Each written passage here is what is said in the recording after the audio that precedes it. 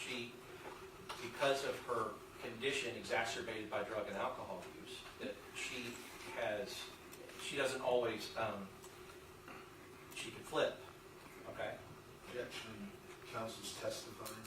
Okay, well, I can rephrase the question. Okay. Like, in your investigation, did you talk to Melissa's family, and did they tell you that she's aggressive? They gave me some history on her, yes, sir. Which was that she's aggressive? Just that there was some incidents in the past, yes, sir. Right. Did you know through your investigation that she would attack random people because her delusions would tell her those people were... I do know of an incident, I think, on a bus where she might have assaulted somebody.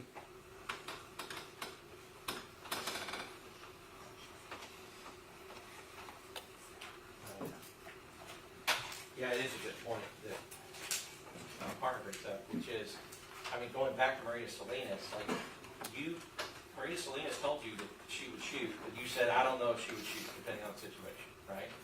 Correct. But you said you're 100% sure she would never let go of the hand, that Melissa Perez would never let go of the hand, right?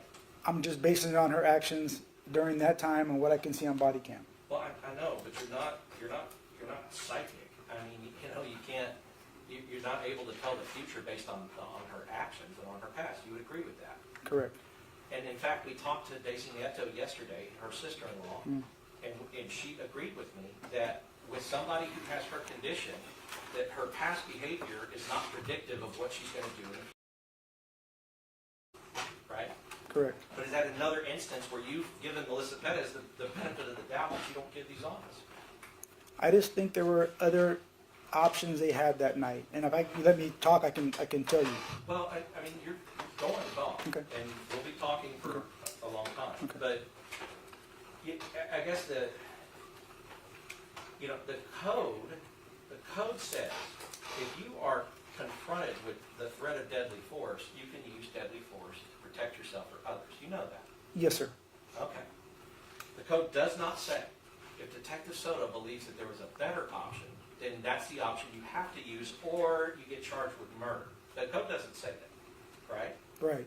So really, in looking at these types of cases, what you're looking at is was it reasonable and immediately necessary, their belief that they or someone else was being threatened with deadly force. That's the rubric that you look at this with. Yes, sir. Okay. So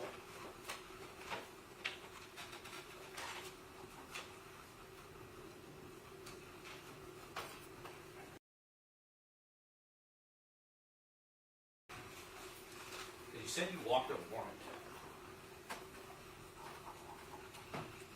Walked a warrant. Now these were uniformed police officers doing their duty on the night that this happened. You agree with that? I agree. Right. And you know, I'm assuming that that if they were dangerous, unstable, unpredictable axe murderers, that they wouldn't be in the San Antonio Police Department uniform doing this job. Correct. I never said that they were bad. I thought they were bad individuals. No, sir. Right. But let's talk about the purpose. You walk a warrant if you believe that somebody is a threat, right, to the community. That means you got to get in there and you got to walk a warrant. You agree with that? It just depends on certain situations. In general, the way I've done it is when I get probable cause, I'll walk a warrant. So when you get probable cause, so let's talk about that real quick. Probable cause, and we've gone through this before. Yes, sir. Probable cause is, Your Honor, may I use the vote? Yes. Okay. Probable cause is the lowest standard that you can have to come into a courtroom. Yes, sir. Right. That's the lowest standard. So what you're saying is, if you don't care if it's proven beyond a reasonable doubt that they didn't act in self-defense, you're saying all you care about is the lowest possible standard. Objection, Your Honor. These promise the jury as counsel's phrased question. I'll sustain. You can rephrase it. Okay. So you agree that probable cause is the lowest, Yes. and you know that beyond a reasonable doubt is the highest. Yes. Okay. So beyond, Yes, sir. but you're saying you stop here. That's what I did. Some detectives do things differently. In my practice, I think on 11 of my cases out of my 30 plus, I've got them warrants the same day or arrest on the same day. Some detectives might not do it that way. That's just the way I've done it. Well, okay, but let's. And it wasn't just me. We all worked together on this. It was a group together thinking the same, going down that same avenue.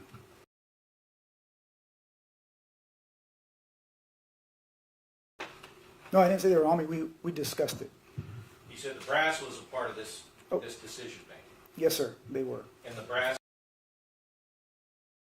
you know, that means the administration of the San Antonio Police Department. I wasn't privy to any conversations between Captain higher than him. I'm sure he was talking to somebody. I can't answer to that. Right. Well, I mean, on a situation like this, you talk to Chief McManus, and McManus is not going to let you do anything. He's not going to let Detective Soto file a warrant, walk a warrant on 3 officers in 16 hours without having some input on it. You would agree with that? I never spoke to him. I have no knowledge of any conversations. I know you didn't, because the conversations happened here, and then you were directed and told. I was talking to Mr. Van Geffen, Captain Van Geffen. Right. And Captain Van Geffen was talking to the DA's office, and he told you that he was consulting with the DA's office. I don't remember him saying that. No, sir. All right. But you know, so you said you stopped at probable cause. So let's talk about that. When you were finally reviewing the evidence and the information that you had to walk this warrant, you were told by Detective Juarez, who was present at the autopsy, that Melissa Perez had been shot twice. Yes. Right. We've heard from the medical examiner that the only possibilities are that one officer shot her twice, so one officer is responsible for both the injuries on Melissa Perez, right? Or 2 officers could have shot her once. Does that make sense? Yes, it does. Yes. Right? Because if you have 2 gunshot wounds, 2 injuries, that means that 2 officers could have shot her once. But it is impossible that 3 officers shot her once. You understand that? I do, sir. Yes, sir. So, knowing and understanding that it is impossible for 3 officers to shoot her one time, that means you know and understand that it is impossible.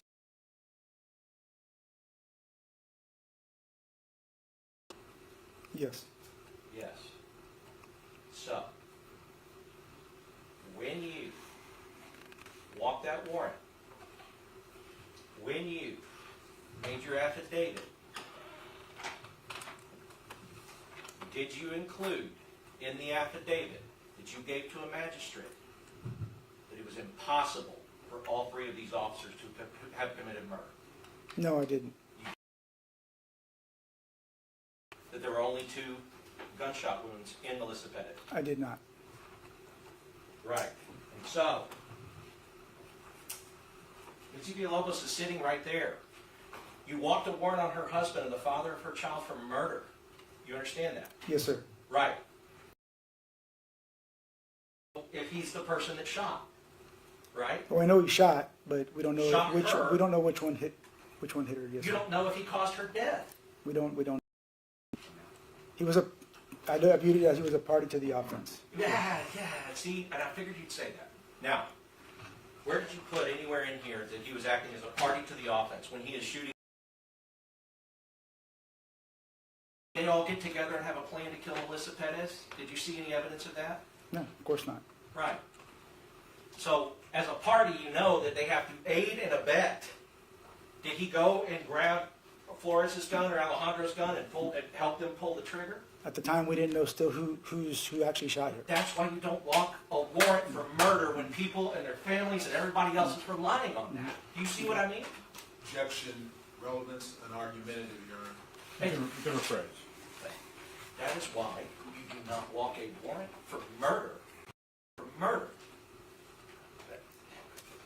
And little boy's going to grow up. Objection, Your Honor. Is counsel asking a question? I am asking a question. All right, let's get to the question. Do you understand? You understand that child will grow up and search his father, and it says that he committed murder when he didn't shoot her. Do you know that? Do you understand that? Yes, I do. Okay, so there's another way you could have done it. You could have waited on the results of the ballistics, of the firearms and tool marks analysis, right? Yes, we could have. Yes, sir. You could have. These guys could have sat on admin duty. That could have happened. Determined, wow, one of them didn't shoot her, right? Which was determined later on. Yes, sir. Well, and because you talked about, like, as a party, you know, you don't say that he acted as a party here, and the DA's office doesn't believe it because they didn't indict Villalobos for murder. So they're not acting under your party theory. You would agree with that? We didn't know about the results from whose rounds hit her until months later. Right. Yes. And it would have been very easy for you to have waited those months before walking a warrant for murder on the day that this occurred. You could have done that. That could have been done. Yes, sir. Could have been done. And then what you could have done is you could have perhaps gotten a better idea about how she was shot and who shot her. You agree with that? We could have. Yes, sir. But you don't still have any evidence, and you don't. You can guess, but you have nothing from any of the Bexar County crime labs that Alejandro shot her. Yeah, you're correct. We based it on still footage of the cam. Right. About for Alejandro, yes, sir. Right. But those still footages don't show a bullet coming from his gun into Melissa Perez. Well, you can see where her arm's at, where the entry was, kind of in that general area, and then when he was firing. So we're making an assumption that was his round. An assumption, right? And so, and here's the thing, and I just want to make this clear. Sergeant Flores' a round from his gun was found in Melissa Perez, and nothing that I'm saying is saying that he didn't have every right to do that to go home to his family. Sergeant Flores is actually in the same position that Salinas was in when he got hit with the candle, right? Yes, sir. I can see that. Yes, sir. Okay. And then let's talk about this door, right? So that patio door that we see in 109, that patio door. But can I say one thing though? From when he was firing, you can see on body cam she's actually like almost in the hallway of her apartment. Well, that's. I'm just saying that's why you can't compare it exactly to Salinas' situation in the window. You can't. Well, yes, you can. Okay. Well, let's Because, see. yes, you can, because first of all, that's not even where she was when he was firing. But second of all,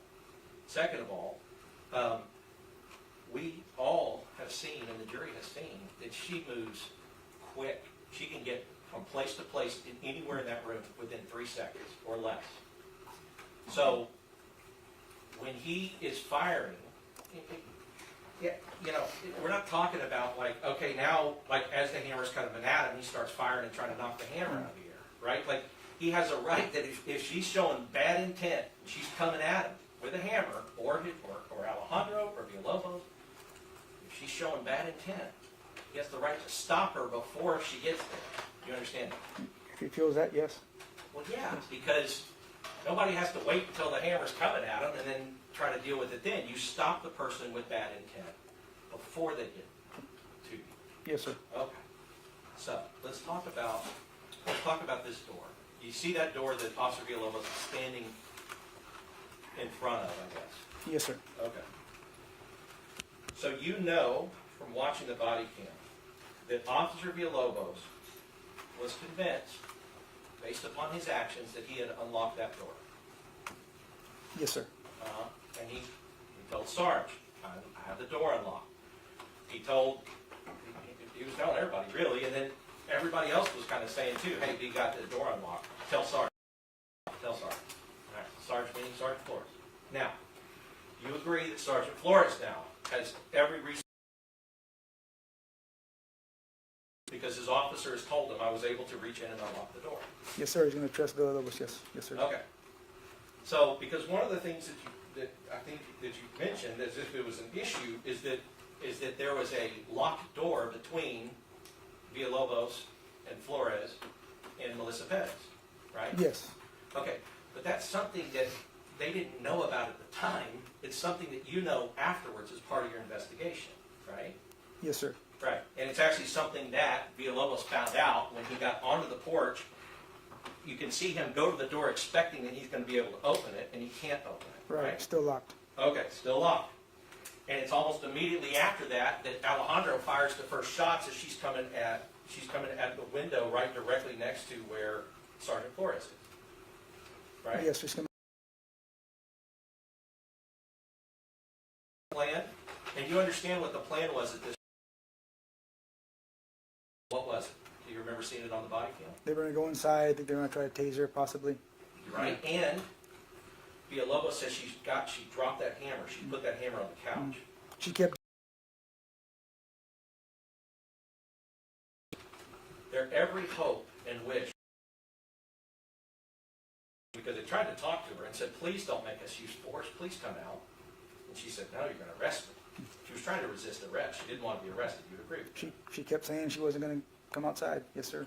And because I know that you're going to arrest me. She did say that. Yes, sir. Yes. And so, and people don't have the right to resist arrest when they've committed all these felonies. You agree with that? Correct. So,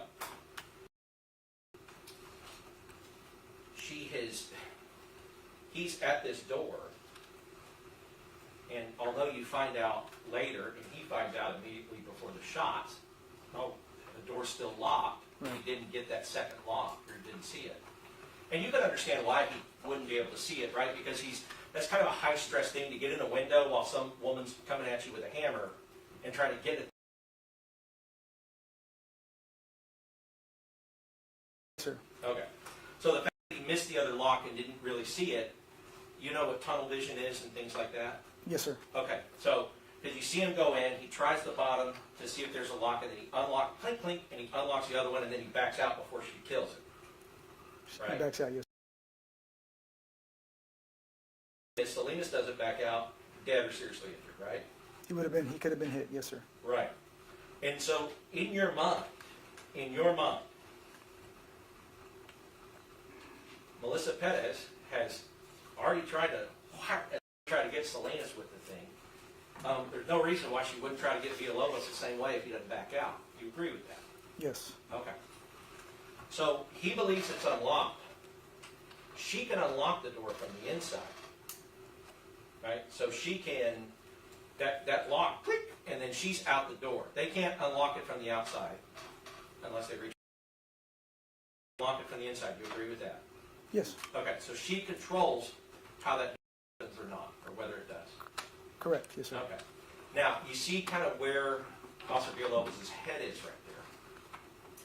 Yes. Okay. She goes to that door and bangs out one of those glass panes into his eyes. That could cause serious bodily injury. You would agree with that? It could.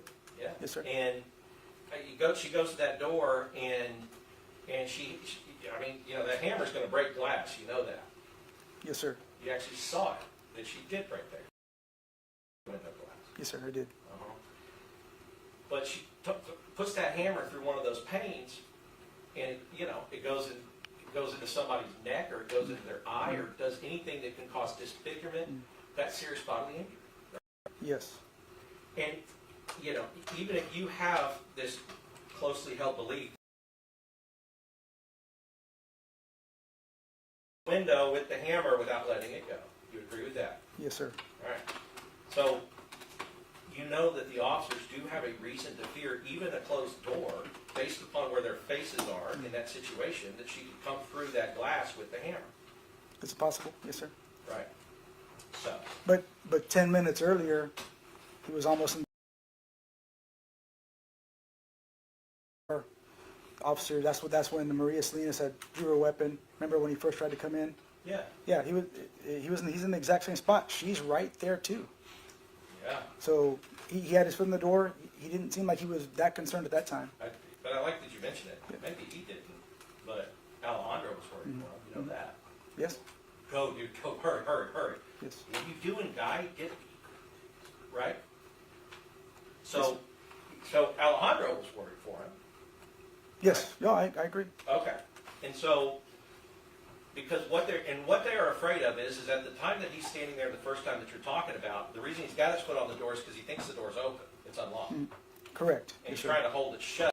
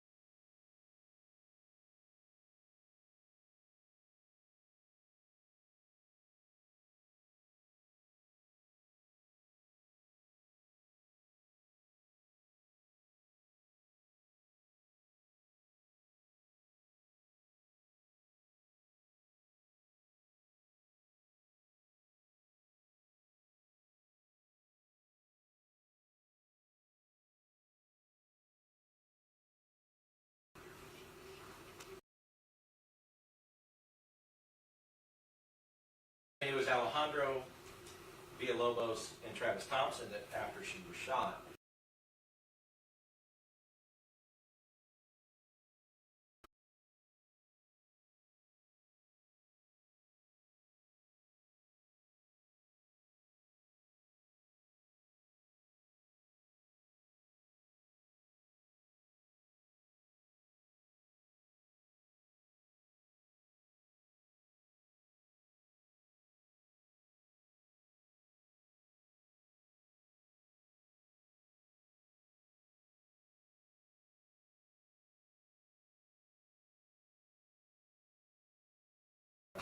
And Officer Chernak's talking about to the back with maybe a taser or like luring her back to the back part of the house or the apartment with the taser, right? Yes, sir.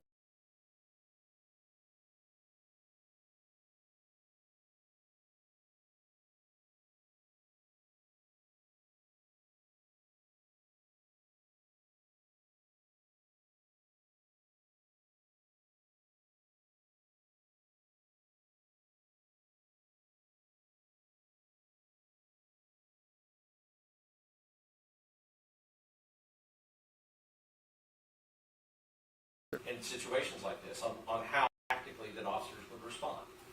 Yes. And really because like the fact that somebody else is in there,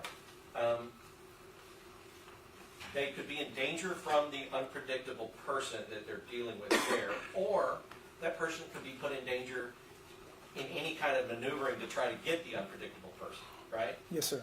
Right? And so going back to that crossfire and all those other things, you can understand that even though Officer Chernak had a plan, that once Sergeant Flores hears that there's a bedridden man in there in the back, then maybe it's not a good idea to draw her back to the bedridden man to get in a fight with the police officer.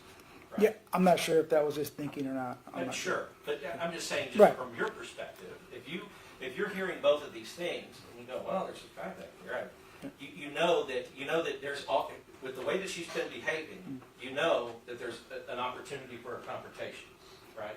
There's opportunity, yes, sir. But the way that she's been behaving, she never, there was never any aggression toward Mr. Santos. I'm not saying towards Mr. Santos necessarily. Okay. You know, because like I said, she's unpredictable, so I'm not ruling out. We're just talking about a potential for harm with Mr. Santos. But what I'm saying is if Your Honor, maybe well, Yes. I'm saying if a police officer is like in this room, and Mr. Santos is in this room down this hallway, and that's the living room, and that's where these other officers are, kind of see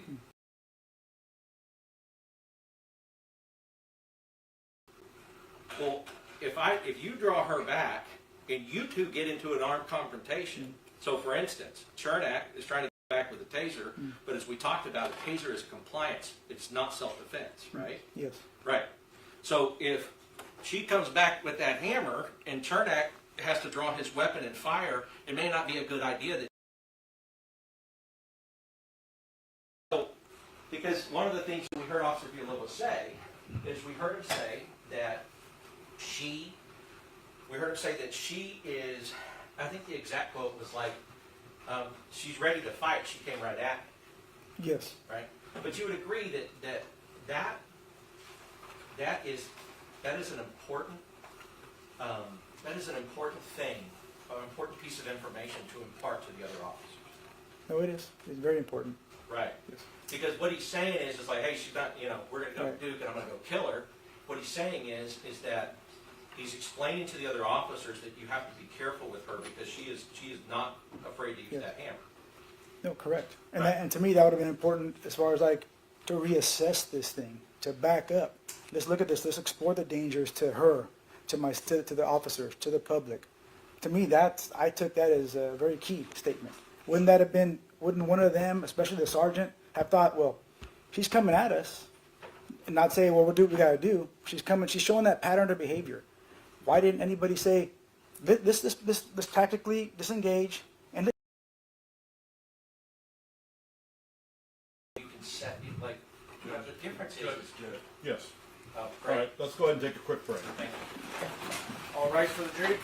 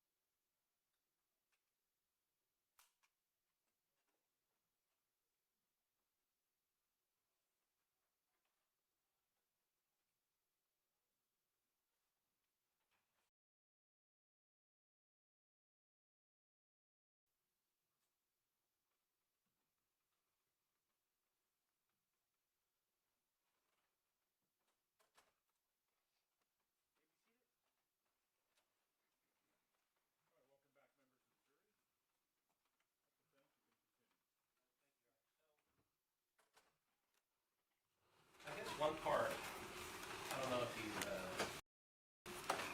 remember from watching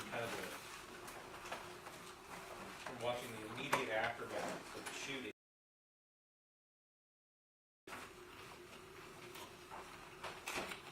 Kind of talk about Officer Villalobos' belief about the door being unlocked. Yes, sir. And you believe it was a legitimate belief because that's what he was communicating, and he has no reason to communicate otherwise. Correct. All right. So we see him when he first gets on the patio. Well, not first gets on the patio. When the plan gets put into place, because I think that where we left off was you were talking about tactical disengagement. Yes, sir. Okay. But, that, it sounded like what you were saying is if you don't use all other options available to you that are Detective Soto approved, then I'm going to walk a warrant on you for murder. Objection, argumentative. I don't feel like it was. I think that. Overrule? You see what I mean? Because you're kind of talking about your own belief about what could have been done or maybe could have been done or whatever, right? I think we owed Melissa to try to do everything we could to try to get this resolved without her being hurt. That's why I talk about the tactical and disengagement. I understand. But we've had and I say I understand that that's your position. That is definitely not our position. You understand that. I definitely understand that, sir. Yes, sir. And I don't think it's going to be the position of any of these people that are going to come testify later on. You know some of these people, don't you? Yes, sir. Right? You know Mark Duke, Yes, sir. and Mark Duke was a person, he was in homicide for 13 years, Yes. and also investigated numerous officer-involved shootings. Yes, sir. Objection as to relevance on the defense witness for this witness. Your Honor, I'm establishing that he knows and understands our experts, and he understands that these experts may have a different opinion from him. An objection as to laying out experts before the jury. They haven't been introduced. It's inappropriate for this witness. I'll sustain.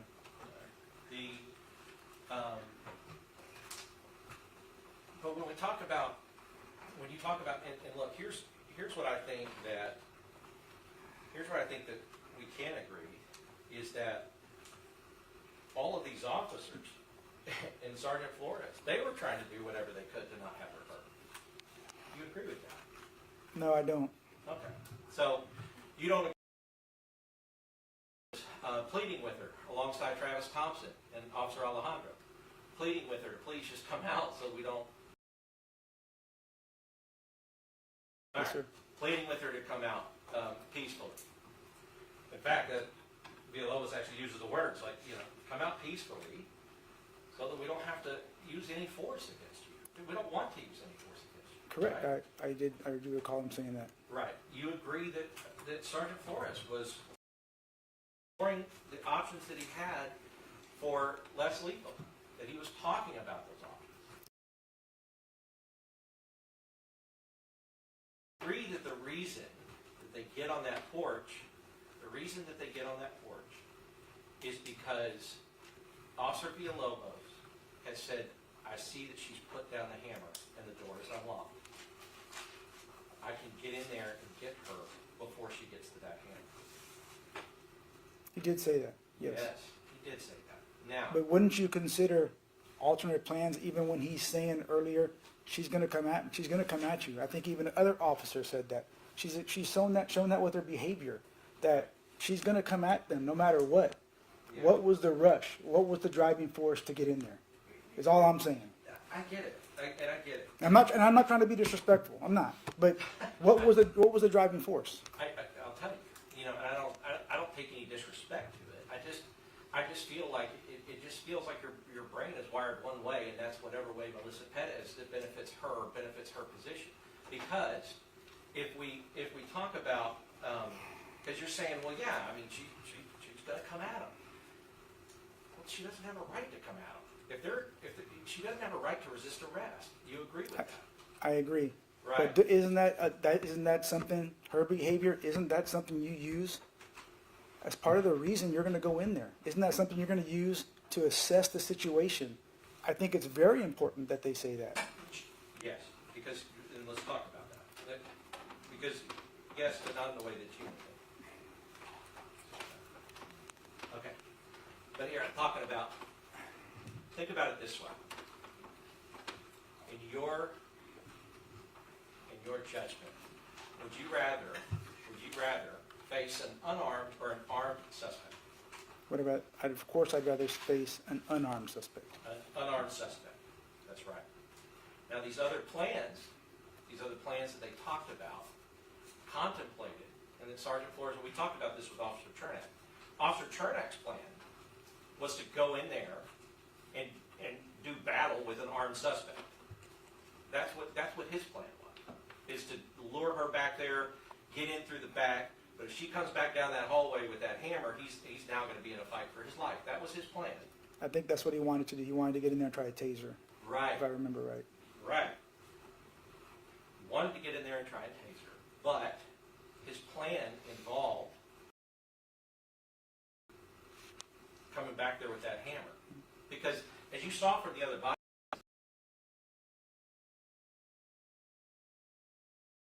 officers at those other windows. Not every time, but she would. Yes, she was moving back and forth. Yeah. She moved back and forth Yes, throughout the house. Yes. And so, Officer Chernak's plan did involve the possibility, because the back plan is a blind plan, in the sense that Chernak, if he can't lure her back there and try to tase her, but if she comes back with a hammer, we're just at a different window that she can hit somebody with a hammer in. You see what I mean? Correct. Right. But if he talked about the fact that if he couldn't lure her back, he would try to get in through the back and come around the back side of her. Right? Right. Okay, that's a blind plan, meaning Right. he doesn't know where she is and while he's back there, and he doesn't know where the hammer is.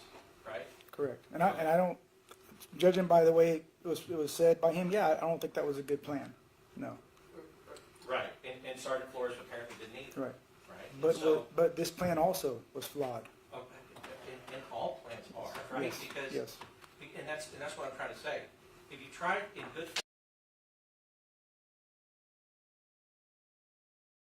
that doesn't mean you're guilty of murder because the plan didn't work. But sir, the plan, the hammer on the couch, right? It was Right. there. She was able to get that thing in seconds. She was. She showed that she was able to. She was. Now, That's what I'm trying to say. Why not reassess this thing? I mean, I'm not trying to. It's just, to me, that's why I look at it that way. What was the rush to get in that apartment? Why couldn't we reassess what was this? your rush to walk a warrant? That's my question. I can ask the same. What was the rush to get in the apartment? What was the rush to walk the warrant? I had probable cause. That's not a reason. You did not have probable cause that all three people shot and killed Melissa Perez. Objection. There's not a question and argumentative. Yeah, correct? Question mark. You can answer that. You did not have probable cause that all three. I had probably they were a part. He was a party to. They were party to the offense. I know we talked about it already, but that's why I got the warrant. The warrants. Party to the offense. I'm looking And again. It does not say Officer Villalobos was a party to the offense, but did not shoot her and kill her. It doesn't say that. We later found that out that his rounds did not hit her. That's right. So what was the rush in walking a warrant? I've already answered it. Well, I I'll said tell I you had the rest probable to get cause. in. I'll tell you the rest to get in. And this has to do a lot with Melissa Perez's history. So you knew and you understood that you talked to her family, and her family said that she's aggressive, right? Yes. That she, did you know and understand that she had attacked her neighbor in front of her 7-year-old boy? I had heard of assaults. Right. Yes. And that she also went after another neighbor with a baseball bat. You knew that. I've heard of other assaults. Yes. Right. And so the rush, right, to get in is that with somebody who is unstable and unpredictable and another person who is in the apartment, there's always a risk that the person can be hurt or killed. You understand that? There's always that risk, but we got to base it on what we see at that time. What was the body cam showing us? Right. So It wasn't showing us that she was a threat to Mr. Santos. It yeah, but wasn't. see, that's one of the things too, I think that you testified on direct, you talked about, well, nobody's running around saying like, oh, I wonder if this man is okay. And Officer Chernak, when he was on the stand, the question that I asked him, I said, by virtue of the fact that a bedridden and invalid man was in there, all officers knowing that information immediately understood without saying it that there's a potential threat to that man. And he said yes. So you understand that officers don't have to communicate that they're worried about this man, because once they know that a man's in there with a woman acting like that, then it's a potential danger situation for that man. You understand? There's always potential for danger there, yes. Right, and there's always potential for danger, like in my house right now, and a bookshelf could fall. But in this particular situation, we're talking about a woman who has tried to kill a police officer, has tried to kill him, has injured a police officer, and is extremely intoxicated, extremely aggressive, and there's a bedridden old man in that apartment with her. You understand those facts are all true. I agree, but she was seen comforting that same old man when they were flashing lights into the room. She cared for this. She cared for this man. Okay. They didn't see that. That was all happening at the first incident when they were flashing lights at the old man, stirring her up and making her upset. But they didn't see that. They didn't know that. Right? We can agree, yes. Right. And the whole problem with it's a results-based investigation. The whole problem with that is that you have looked at everything that they had no way of possibly understanding or knowing, and you've said, based upon the fact Melissa was comforting this old man, they should have known that she wasn't going to be any threat or danger to that old man. But that doesn't make any sense. But doesn't make sense. They never checked. They never asked about his well-being. They don't need to. Why not? Because once they know he's in there, they know she's a threat to him. And other officers who have testified for them have agreed with that. It's just a known. That's why immediately when they're coming up, they're going, hey, is she in there alone? No. There's a bedridden old man in there. Oh, shit. We got to make entry now. Right? All of those things, because they are already, they don't need to be told. That's why they're asking the question. It's an important consideration for them about why there's such a hurry. But you still haven't answered why there was such a hurry to walk a warrant on him and not wait until any of the evidence you could have gotten from the labs and everything else to help inform your decision. So why? I told you. I had probable cause. But you didn't, right? Like, because you cannot have probable cause if a person is shot twice, you cannot have probable cause that 3 people shot him. Objection, argumentative. He's answered this question several times under Texas law recognized theory. You can rephrase it.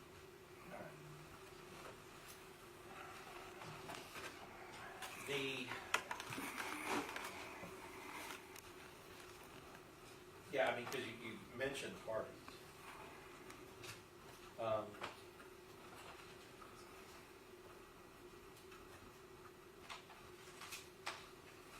don't see it in here, but what evidence do you have that Officer Villalobos was aiding, abetting, helping the other 2 shooters? Except your guess based on a body. But what evidence do you have that Officer Villalobos was acting in a park? Was it that he was trying to unlock the door? He was present and he fired into the wall. He was present and he fired again into the wall. Yes. But how did him firing in the wall aid or abet any of the other 2 firing, assuming the other 2 actually were the ones that shot her? We didn't know at that time, sir. No, that's my point. If you don't know at the time, that's not called probable cause. That's called I don't know what's going on, and I better do an investigation, right? Objection, argumentative. I don't That's think not that the is. question. I said, right. I'll overrule. If you don't know at the time, that's kind of my point. You don't know at the time. So what's the purpose? Not knowing at the time would suggest that you need to do an investigation and maybe find out before you charge people with murder. You would agree with that? Yes, sir. Okay. So,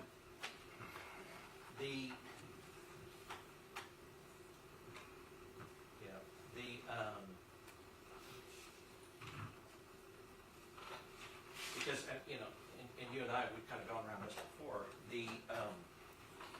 penal code does not say that the best possible solution or the best possible way is the only way to be able to act in self-defense. You see what I mean? Kind of get it. Okay, the penal code doesn't say, well, Detective Soto thinks that there should have been a different plan or tactical disengagement, and because there was not, it wasn't self-defense. I understand that, yes. Okay. Because self-defense is determined in a moment. And in a second, and I'll give an example, because we talked with Officer Chernick about why officers aren't trained to shoot people in the legs or in the arm or to shoot the hammer out of the hand. You agree with that? Yeah, yes, sir. They're trained to fire center mass if there is a threat. Yes, sir. And you were trained the same way. Yes, sir. I told you I was in the shooting myself. Yes, sir. Right. All officers are trained not to do that. Now, what I didn't ask him, and I kind of want to go through with you, is let's say that she's back there, back in the room, she doesn't have the hammer in her hand, and an officer wants to line it up with his firearm, bing, and shoot her in the leg to try to disable her. That would actually be not good. That would not be good, no, sir. Right. Because they would be using deadly force against somebody that's not presenting deadly force at that moment to them. Correct. Right.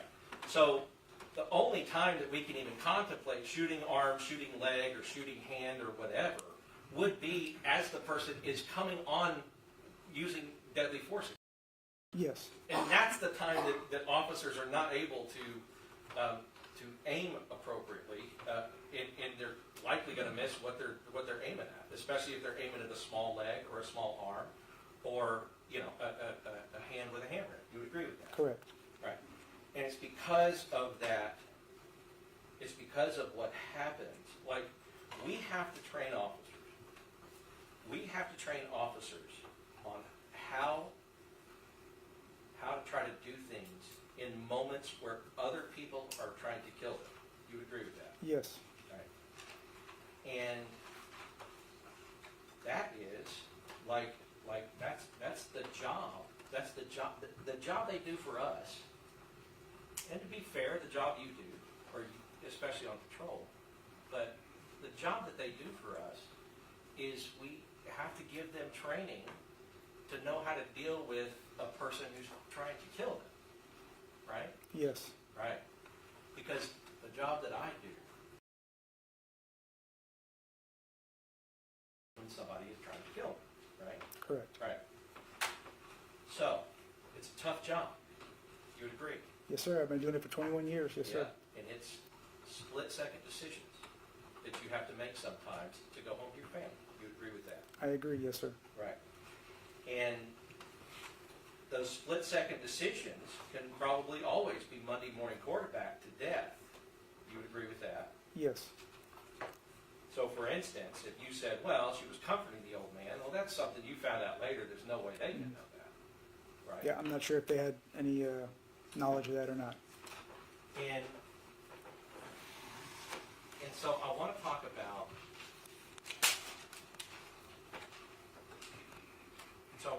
What you said was you've been doing this for 21 years, but this was your first officer involvement.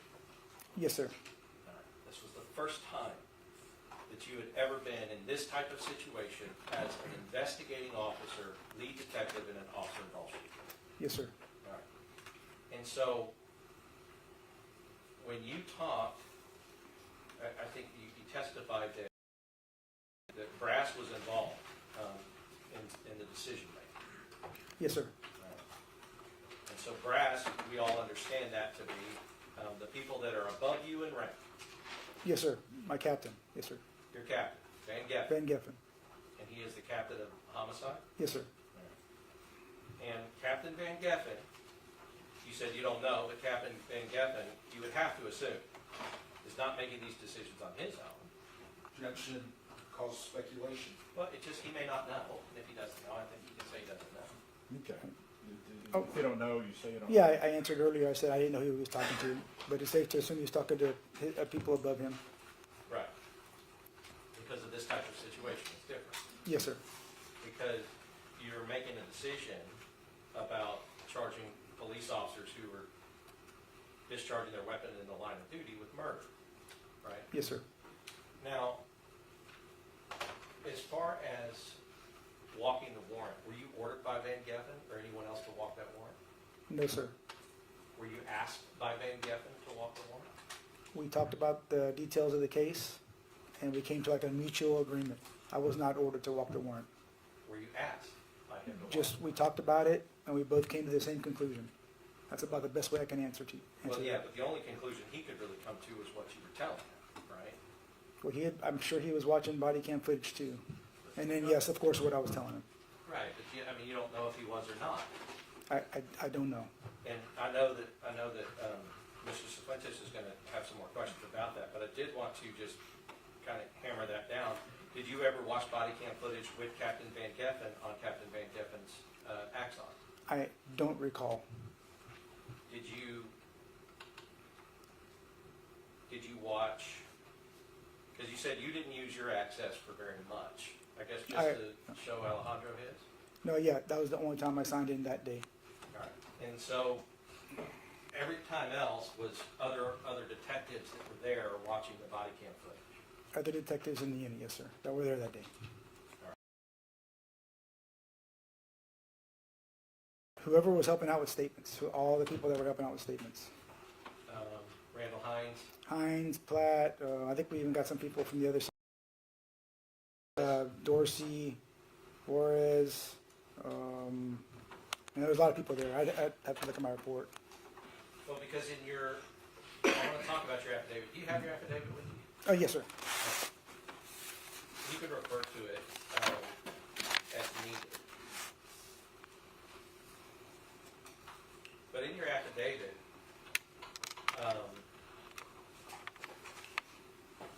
let's talk about what an affidavit is.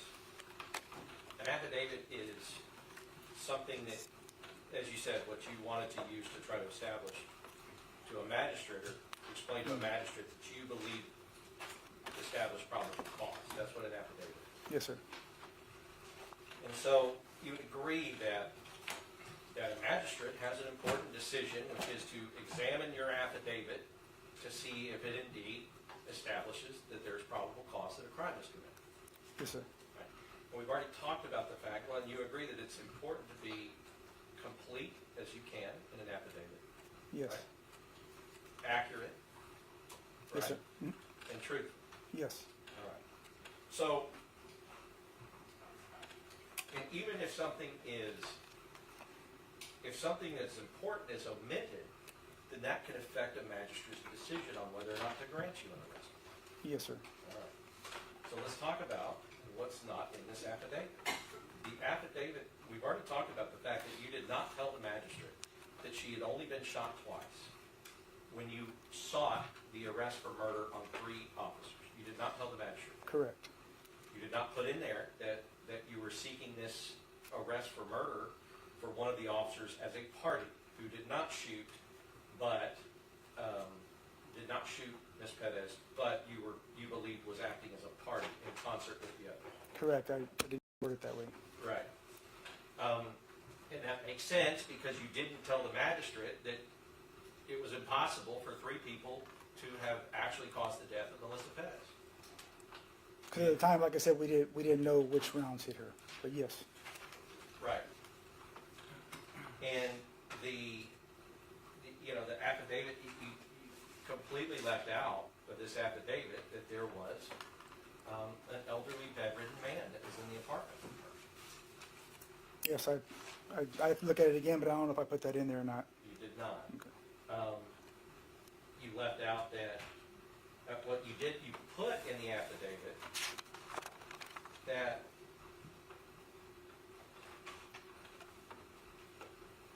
your rationale for why she did not pose a threat to the officers was because you said they had a wall, a window blocked by a television, and a locked door between them. Yes. Okay. Your Honor, I would object this to hearsay, reading from documented evidence. Well, If he wants to offer the exhibit, Judge. I'm not necessarily reading. I was looking at the document.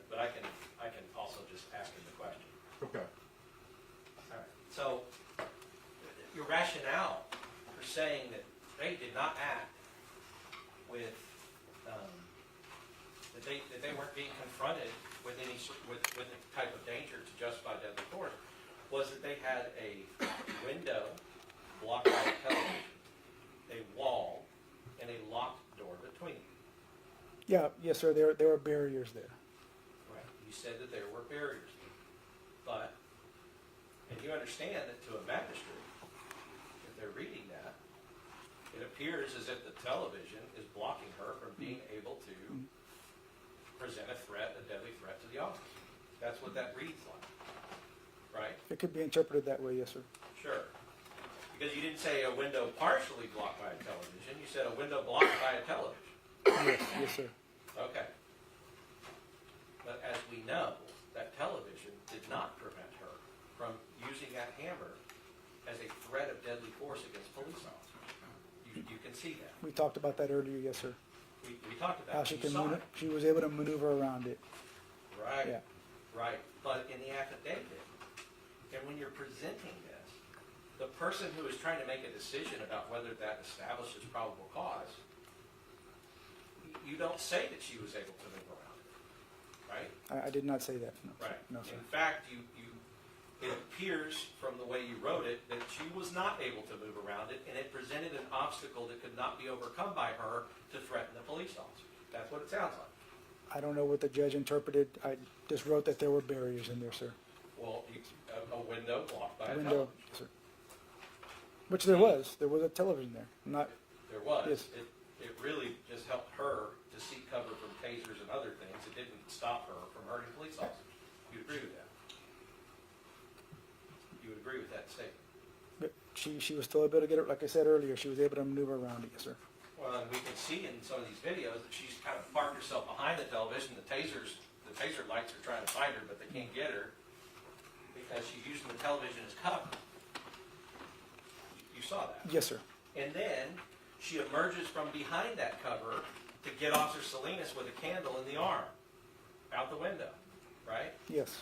So really, the television served more as a barrier to the officers than it served as a barrier to her. You would agree? It could be considered that, yeah, she used that to conceal herself a few times. And yes, and you know, and when she's behind it and all you see is a head, you shoot a beanbag shotgun at a head, and you can kill that head and the body that's attached to it. There's the possibility there. We are trained not to shoot a beanbag at a head. You're trained not to shoot a You're beanbag. told at not a to head. shoot at the head. You're correct. Right. So when she's behind the television and just her head sticking out, then that's not a good thing to do is shoot her with a beanbag. Yes, sir. Right, okay. You also, you know, obviously a taser can't go through a window, a closed window. Right. Yes, Right? sir. It I mean, hits glass and bounces off. right. Yes, sir. It hits, Objection, relevance. well, he, It said closed window. The evidence in the stated window is already out for the jury. Well, It's irrelevant. but no, I mean, you can see in States 109 that all of those little windows in that door are closed. They're not. Overruled. That's what I mean, you know, that, The wall, the door window, the door, the glass. right, taser, bing, Yes. bounce off, right? Yes, sir. Television, taser, bing, bounce off it. Yes, sir. Because it has to make those connections or it's useless. Yes, sir. Right. So, I guess that, you know, and looking at the, you know, going back to, like, how do you present this to a magistrate?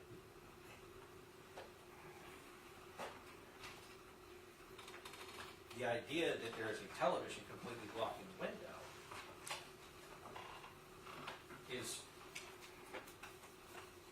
tells a person one thing. The idea that a television that is in a window that she uses for cover, but then comes out from cover and attacks officers through that window, that says another thing, right? Those two are different. You agree with that? Right. To me, it was just a barrier. There was a barrier there. But as you stated before you even wrote these things, you said you had watched Officer Salinas get almost killed by this woman, sticking that hammer and trying to use that hammer where his head just was. I did see her swing a hammer at him where his head. Yes, sir. And you saw that before you did this affidavit. Yes, sir. And you saw the candle go out the window and hit him before the affidavit. Yes. All right. And you did not put anything in the affidavit about are taking a hammer and trying to kill Officer Salinas with that hammer, No, sir. even though you had seen it? Yes. You omitted to tell the magistrate that that had happened. I was basing everything on the window between when the incident occurred or what led up in that 12 to 15-minute window.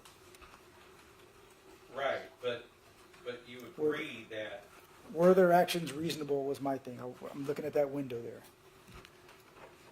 right, but, I mean, the were their actions reasonable includes what are her capabilities.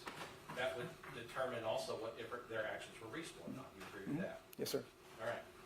And so, knowing that she had the capability of going out that window with the hammer or throwing a hammer through that window and hurting an officer, that is an important consideration of whether or not they were acting reasonably. Yes, sir.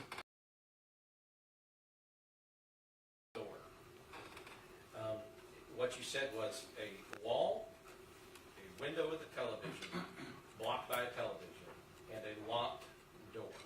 So, and I want to clear this up, because I think it's important, that in these videos, you see that Officer Villalobos, we talked about it, he clearly believes the door is unlocked.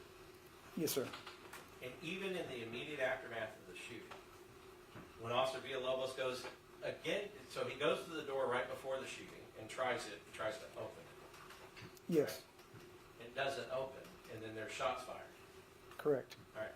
But even in the immediate aftermath of the shooting, he goes to the door again and he tries to open it again. Yes, sir. Right. Which suggests to you that he still believes it's unlocked and he can get through it. Yes, sir. And then he kicks the windows out after he can't open it. And it still takes him time to find out, like, what is going on? Why is, like, what's happening here? Why is this door locked? Basically. Right? Yes, sir.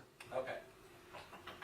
So, if Officer Villalobos has a reasonable belief that the door was unlocked, and I think we can all agree that he had a reasonable belief that it was unlocked based Yes. on his actions.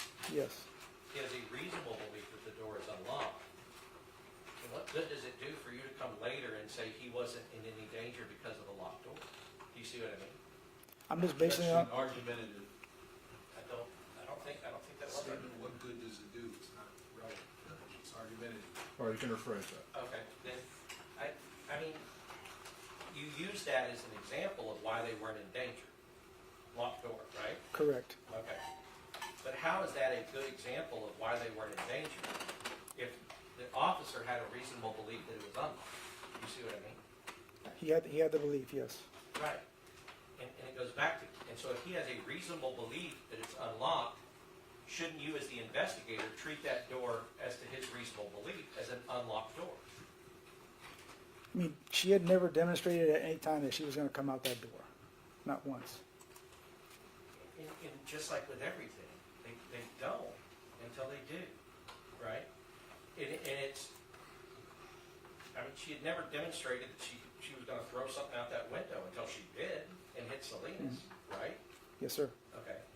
So what I'm saying is that she, you know, this is a fluid situation and it can change in an instant, Yes. right? So if she got a hankering and just kind of figured that, hey, you know, I'm going to try to open that door or put this hammer through one of those glass panes where that officer's face is, I mean, just because she hadn't done it before doesn't mean she won't make that decision to do it. Do you Right. agree with that? And that's why I keep going back to the decision to step back. If they're concerned about that, to step back and reassess this thing. I understand. Yes. We're going to get to that. We have ways to go. But I just want to nail this down. A locked door suggests something. Because a locked door suggests that they did not believe that she could come out of that door. When you say a locked door, that's what you're suggesting, that they Correct. didn't believe it, right? Correct. But we know that they did believe that she could come out that door. But Right. they believe that. Yes, I believe. They did. And so the fact that you find out later that the door was locked should not be held against these men. You would agree with that? Yes, I can agree with that. Right. Because but it's one of the things that kind of make up your reason for why she wasn't a threat to them.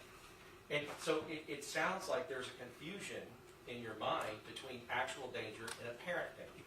So what you're talking about with the door actually being locked, in your opinion, that actual locked door doesn't present a threat that she would come through. That's what you're saying. Just to me, the door was just a barrier. It was a barrier. Yes. But a pretty quick and easy barrier. Well, it kind of opened out. So pretty quick and easy barrier. I mean, if she could get out that door. if she could, but Officer Villalobos, he's in very good shape. I think he could have got away from that very easily. Officer Villalobos, yes. Officer Villalobos is in good shape. But if Officer Chernak was there, right, it would be the same. The analysis doesn't go to how good a shape you're in, right? I mean, the analysis is what kind of threat is she? Objection. No, this is all objection. You rephrase. The analysis isn't what kind of shape that you're in. It's what kind of threat is this person presenting. Correct. Because I don't. It sounds like what you're saying is that you would have expected Officer Villalobos, because he's in good shape, to go and grapple with her with the hammer without having the benefit of his weapon, of his duty weapon. I would never think that. No, sir. Right, because ultimately, she's the one with the hammer, and she's the one being aggressive to the officers. You agree with that? Yes, inside her home. Yes, sir. And it sounded like what you were saying is like, well, you know, if you're trying to arrest her, and she doesn't want it, so she's swinging the hammer at your head and everything else. What an officer should do is they should say, all right, well, let's not try to arrest her. No, I'm not saying that. Well, I know, because you would give the keys of the kingdom to the Right. people who are being Sir. like she is. Objection. Argumentative. It's not a question for this witness. I think it is a question that witness. He understood it. I'll sustain. What I'm saying is you would give the person who doesn't want to be arrested the ability to determine what the officer does with that person. Right. If they're a big enough threat, then we'll back up, because we don't want her to, because she's been able to threaten us enough that we leave her alone, and that's not an option. But aren't we as officers, like, we're held to that higher standard, right? We're preservers of life, correct?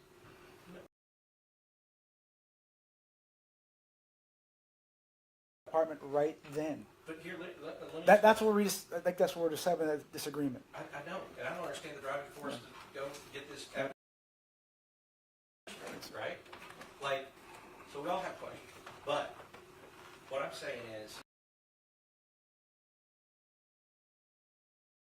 higher standard in the penal code. Officers have every right, just like everybody else, to defend themselves. You understand? Yes, sir, I agree. Okay. I'm There just is saying a higher that's my opinion. I Yes, understand. yes. But Detective Soto's opinion, right, doesn't trump the law. You would agree with that? Yes. All right.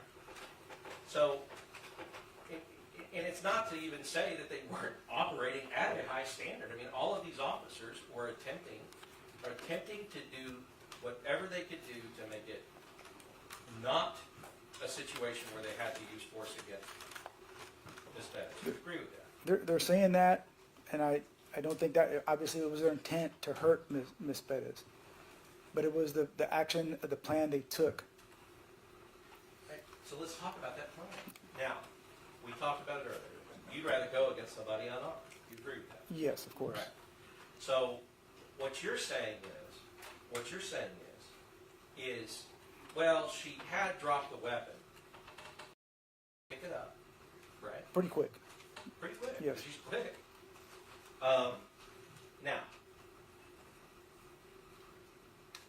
you know that what they're setting up to do on that porch is they're trying to get Officer Alejandro to talk to her and distract her, right? You can Yes. see that. Yes, sir. And that's a tactic. Yes, sir. So Alejandro's not being, like, he's not trying to be, like, cheeky with her or whatever. He's just, like, he's trying to keep her engaged in a conversation. Why do you think we need a warrant? What would happen if we didn't get, what if we got one? Blah, blah, blah. But do you see what I mean? That he's going back and forth with her, but that is an attempt by him to follow his sergeant's request, which is to keep her engaged with you while we kind of plan and figure this out. Do you agree that that's true? Yes. All right. And so as he's doing that, you see Officer Villalobos say, she doesn't have the hammer, the door is unlocked. I can get in there, and what he wants to do is meet her and actually go hands-on with her, but meet her before she can get to that hammer. Tackle her, subdue her, whatever he needs. He was saying that like before when they were outside when they were trying to devise the plan, right? Yes. That's right. Yes. Yes, and Villalobos tells Sergeant Flores, now, think about this situation we talked about. Chernak is in the back, in the dark. An old man is in a bedroom between. We know that that's the case, right? Correct. Chernak's plan may involve him going in hand-to-hand combat with an armed suspect, right? His plan had some, you could say, had some flaws. Yes. Well, that could It would happen. have been a little tougher. Yes, sir. Sergeant Flores can see that that she has dropped the hammer, and Officer Villalobos has told him that I have unlocked this door. Those two things are true, right? Yes. Okay. So the shotgun, with a shotgun and the beanbag, the tasers have been a problem, and they talk about how it's hard to go hands-on. It's hard then to try to come in after that and go hands-on with her if she's still got the hammer. Correct. Right. So what they're confronted with is their belief that we believe everybody here believes is a reasonable belief that door is unlocked. Alejandro distract. We come over. Villalobos, you get in there and grab her before she can get that hammer back in her hand. Now, Villalobos said, I can get her, Sergeant. I can get her before she gets that hammer. You've heard him say that. I heard him say that, but I just don't think it'd be realistic for him to get into that quick and get the hammer from the couch. Well, I know, but that's the thing. You say, well, he's in great shape and he can do all these things. When we're talking about whether or not he was in a threat at the door, but then when he's saying, like, I believe that I just think the risks of going in that apartment were just too much. I understand that you can think that. I know that you think that. But when we're talking about the penal code doesn't differentiate about what the risks were to go into the apartment. The penal code says if you're being met with deadly force or someone else is being met with deadly force, you can use deadly force to respond to that. Yes, sir. Okay. So all I'm saying is that obviously, he wasn't able to get there and get the hammer. One of the primary reasons he was not able to was because the door that they all reasonably believed was unlocked happened to be locked. And so by the time that he gets to that door, it all required getting to that door, opening it, and getting to her, meeting her before she got the hammer. That was what the plan was. Right? Correct. All right. If we Monday morning quarterback, if they could go back in time and know that that door was not unlocked, that it was a locked door, can you see how that plan might not have been the plan that they went with? Yes. Right. Because Sergeant Flores would reasonably believe, and Officer Villalobos would reasonably believe, I'm not going to have enough time to get through a locked door and get her before she gets the hammer. Right? Correct. Okay. But they all believed it was unlocked. So you may think it's unrealistic, but I bet you if that door was unlocked, he would have got in and he would have got her before she got that hammer. But we won't ever know that, right? We'll never know that. No, sir. But if he had done that would have been a way that the least amount of force could be used and would have protected officer safety because he was restraining an unarmed suspect. I just don't see that as weighing all the options. Okay. I just don't see that. I'm sorry, All right. sir. You're right. And it's an easy thing, as the eye in the sky, Yes, who's sir. looking back at all the things. It's Correct. an easy thing to say. But at the moment, at the time, in a fluid situation, if he had been, let's just talk about that, if that plan had worked, if the door was unlocked, Villalobos got in and got to her before she picked up that hammer, or maybe got to her as she's trying to pick up the hammer and grabbed her and tackled her. Now she's on the ground. He definitely would have been able to restrain her. Yes, We sir. agree with that. Yes, sir. He would have put her in handcuffs, like Officer Rojas should have done in the beginning, and they would have taken her to hospital, or they would have taken her to jail for all the crimes she's committed. But that would be a situation where they are not dealing with an armed suspect at that moment, if that plan worked the way that I just described. You would agree with that? Well, she didn't have the hammer in her possession at that time. It was on the Right. couch. Yes, sir. Right. But she had shown how fast she can get that hammer. Yes. And I think that should have been something that should have been thought about extensively. Well, and it was thought about. And there are conversations, and like I said, taking in different plans. He's taking in different positions. He's hearing that there's a bedridden old man in the back area, so luring her back there may not be a good idea because she'll arm herself. If she's going back there to deal with the cops, she's going to pick that hammer up and go back there. That's the assumption. Yeah, she's been doing it every time when Right. someone tries to go through the window. Right. So if Sergeant Flores goes, well, I don't like, because as a sergeant, one of his responsibilities, he has a responsibility to the public and to making sure that he can do everything he can so that Ms. Pettis isn't hurt while trying to be arrested, right? He has that responsibility. Yes, I agree. But he also has a responsibility to his officers to make sure that he's not putting his officers into unnecessarily dangerous situations, right? Yes, sir. And on the balance, if the difference is between an armed suspect attacking and his officers going home that night, he's going to pick his officers going home that night, Of course. Yes, sir. of course. And anybody would. Yes. Because they're not attacking her, she's attacking them. Well, right? she's coming at them every time they go at the door or show they want to come in. So, right, but I mean, so the idea is, okay.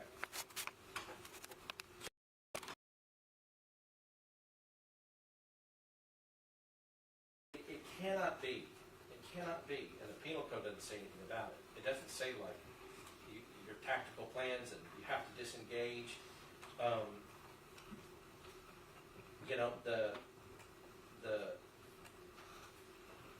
You know, asking me like, well, what was their drive to go in there?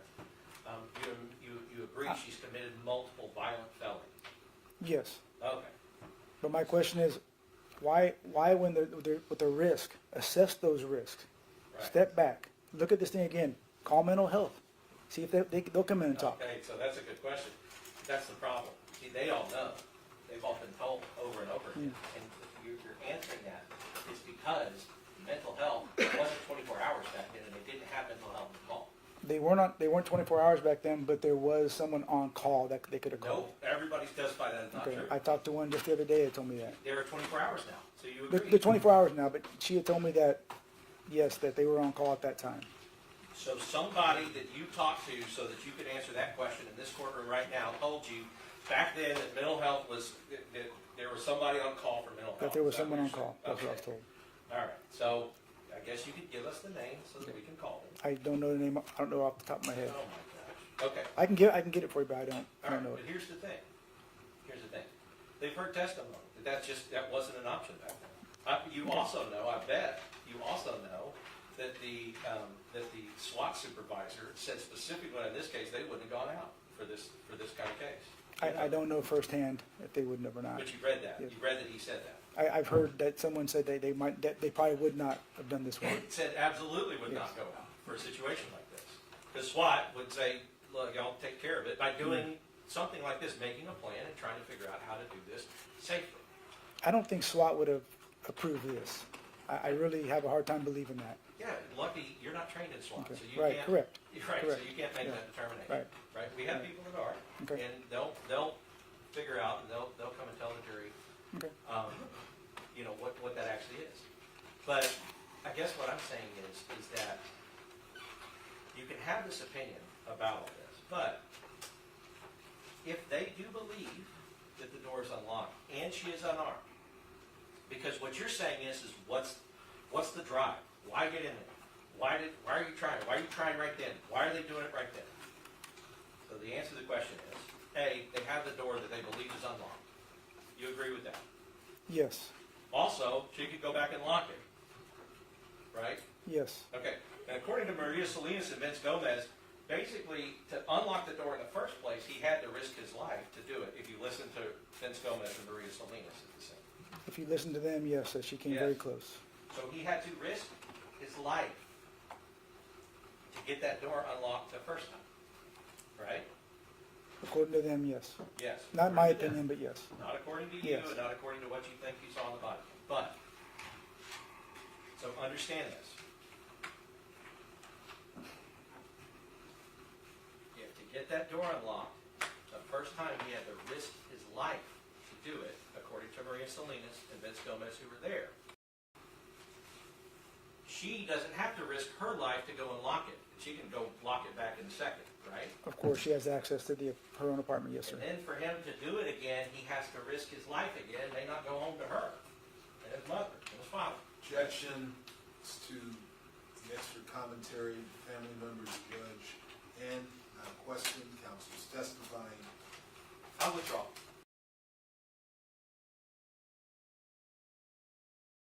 If all this is going to play out the same way, to get this door unlocked again, he may have to risk his life again to do that, right? He would put himself at risk if he tried going in there Okay. again, yes. We can agree Right with that. now, and Sergeant Flores knows that, because he's out there and he knows that the last time he tried to get in that window and get the door unlocked, he knows that everybody's screaming and going, ah!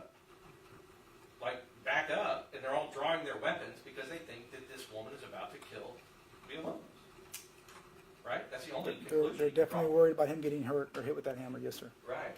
And so now let's talk about, okay, what's the drive? Now, because at any given second, here's what they know, especially the guy that's got to do it. Because Salinas, when he tried, he risked his life to go in there to try to do it. You agree with that? Yes, he risked getting injured, yes, sir. Well, yeah. I mean, I just can't think of any more blunt trauma injury than if you've got your head sticking in a window and somebody comes with a hammer and hits it on the top of it. Right? I mean, that's going to... Yes, sir.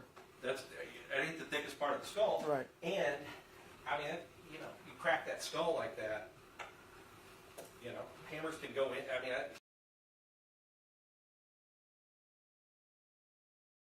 Your Honor, counsel's testifying, calls for speculation. It's not a question here. okay. I'll well, sustain. Okay. So you have seen cases where hammers can go into, like embed themselves inside the skull where the brain, I've seen people hurt with hammers, yes, sir. like that. Yes, sir. Cracked skulls. All these things a medical examiner said, yeah, I mean, that could kill you. Yes, sir.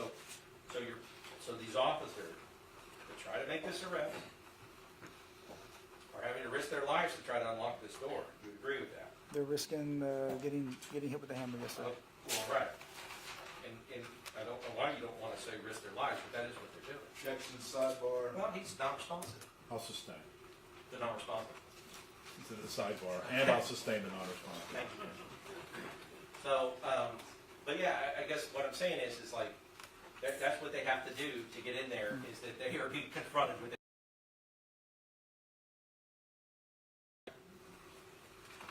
So, now in this situation, we've talked about it. It's easy for her to go and go lock it. She can do it quick. And if she's just going to lock it and she's not threatening them, they're not going to, nobody's shooting them, because they haven't shot her at any, the only time she ever got shot or shot at was when she was coming directly at them with that. Okay, so she can go lock the door, and now he's had to risk his life to unlock it, and now it's locked again, and if he wants to unlock it again, he's going to have to risk his life again. That's a safe assumption, Yes, sir. and that's a safe assumption for Sergeant Flores to make, right? You would agree with that? Yes, sir. Okay. So, sometimes you don't have the luxury of backing up. If you think you have an unlocked door, and you think you have a way to get in there and get her before she gets back to that hammer, then that can be a reason that you have to go now and not wait till the door gets locked again or she picks up the hammer. Well, they couldn't back up because there was gunfire to the left. They were right there. Yeah, no, I understand, but what I'm saying is like the fact that these factors that are going on, which is they have an unlocked door that they believe is unlocked, turned out to be locked, that they believe was unlocked, but their belief is that it can be locked again by her quickly. Yes. And that situation could then change. Yes. And we won't know that if she hadn't gone and locked the lock that he unlocked, that if they didn't go like, well, all right, we don't have an unlocked door anymore, so they all back up and they try to figure something else out. We don't know if that would happen because that's not how this happened, right? Exactly. Yes, sir. Right. But what I'm saying is that they could be, They could have made that exact decision. You're saying that that's what they had to make sure you didn't charge them with murder. They could have made that decision, but we won't know. We won't know because it didn't. She came at them with a hammer before they figured that out, right? She came toward the window. So you have two things. One, she is no longer armed. Two, they believe a door is unlocked. Those two situations can change very quickly. Yes, sir. So it might require a quick response. While those conditions exist in that situation, while those conditions exist, that could be a reason that they want to make that decision right then. Yes. Okay. So the fact that Villalobos was wrong about the law does not make it. I guess does not make him a criminal. Right? No. Okay. And I kind of want to get to this idea of the body cams that were watched, because I'm not exactly clear yet on what it was, because if we can do a timeline. You're on, Mayor Pro Tem Foster? Yes.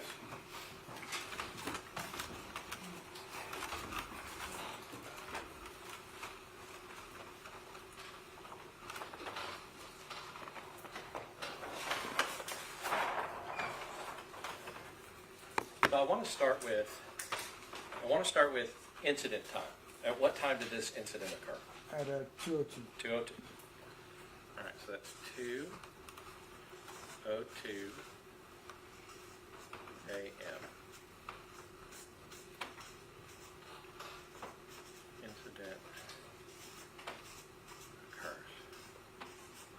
Okay. Now, at what time did you get to the scene? I estimated about a little after 3. All right. Maybe 3-ish within the hour. Yeah. a.m. Soto arrives on scene.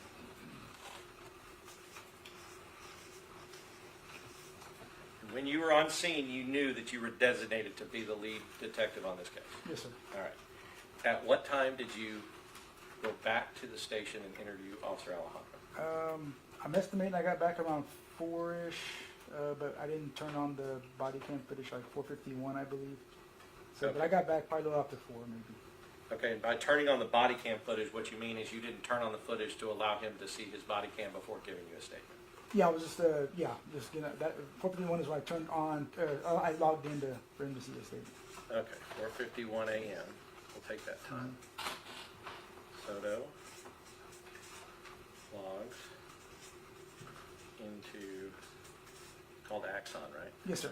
All right, Axon. 2 X's or 1? I think it's just 1. 1. Yes, sir. All right.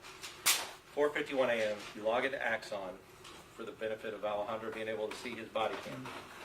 Now, I guess, how long about did that take for him to view the body cam and to take the statement? I know we had the Yeah. in time. Yeah, there's that window. I don't know exactly when we finished the first draft. I know it's like a 3-hour window, I guess, till we actually got the signed copy. Okay. So, So around 7:50? whatever. I don't know if I have it here, but I'm thinking 7:50. I can't remember. 7 something. Yeah, I thought I had the time.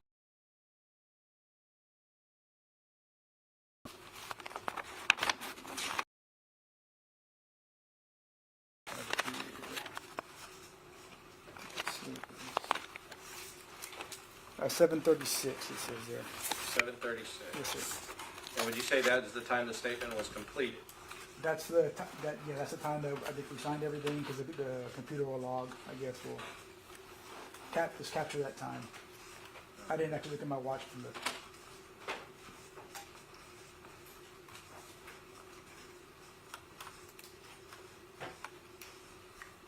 Okay. Now, after this point, I think you said that you went to inform Melissa's daughter. It was around about 9 o'clock. I talked to her. I got a phone call. got a phone Yes, call, yes, sir. and they were asking, is this Melissa Perez that was involved? Yes. And you told them over the phone it was? I told them, yeah, kind of a general idea. I told them we needed to meet up and talk. Okay. I didn't want to just tell them everything over the phone. So you got the phone call at like 9-ish, but what time did you actually go to meet I up? think it was around noon, I believe. Okay. Let's see. So what did you do in between, I know the phone call, but taking out the phone call, what did you do between 7:36 and noon? I'm just, again, working on the case, talking to people, talking to detectives, Okay. looking at stuff. So if I drew a line here and then put noon, how long did it take you to get to see, to the house where you were talking to Melissa Perez's family? Maybe around, it was pretty close, I think like 10, 15 minutes away maybe. Okay. So 15 that way, 15 that way is 30 minutes. How long did you spend out there? Maybe 30 minutes, I think. Maybe. Okay. So it would be like noon to, Till we got back? yeah, Yeah, I don't know exactly when, but I can estimate maybe close to 1-ish, probably. okay. Visit with, and I'm gonna put NOK, that's next of kin. Yes, sir. Right? Okay. Now, between this time and this time, you were working on case. Were you talking to these other detectives, watching body cam? Other detectives, body cam, and also in between too, like when he was with his cleat, I remember like going over there, I was talking to people in the office, and then I was still watching some stuff because he was in there for a while too, after he has to read over his statement, so there was some time up there above it also where I'm looking at body cam and having detectives talk to me. Okay, I'll also kind of.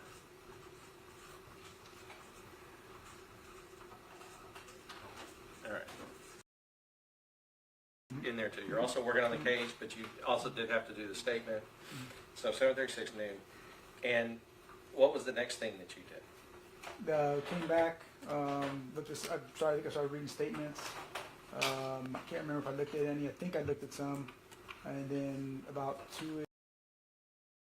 2:30ish maybe with Van Geffen, right? Maybe 2:15, a little after Okay. 2. 1 to 2:15. Reading statement. And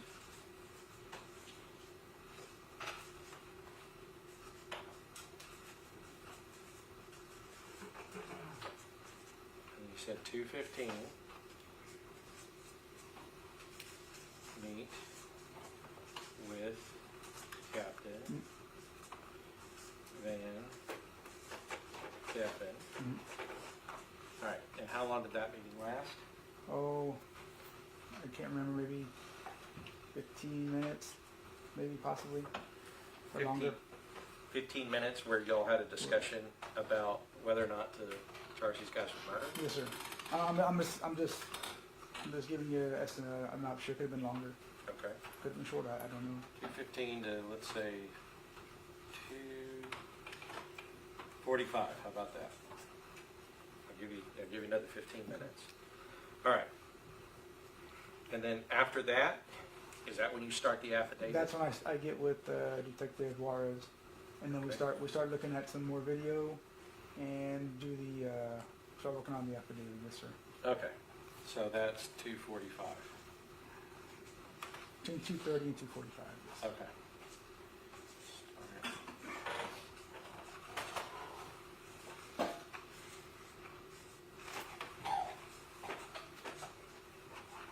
Okay. So you would agree that it's this meeting with Van Geffen that you've decided that all three of these officers are going to be charged with murder? Yes, sir. All right. So we can cut that time right there. And so, from 2 o'clock a.m. to about 2:15 to 2:30 or whatever, that's roughly about 12 hours. All right. So I've been saying 16, but you actually made your decision in less time. Now, the time that you were working on the statement, I guess, and between this time and this time, from 5 to 7:30, you were working on the case a little bit, but I'm sure you were also focused on completing Alejandro's statement. Yeah, well, I mean, I remember him being over there. I remember bringing it back to him. They were working on it, and I do remember talking to the detectives. And then I guess you sought the warrant. You'd already made your decision here, but you sought the warrant at about 6:30, Yes, sir. and that's when it was signed by the Yes, sir. judge.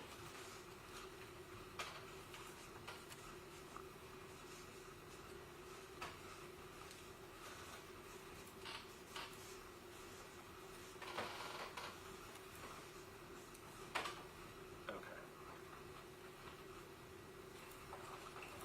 That timeline look fair to you?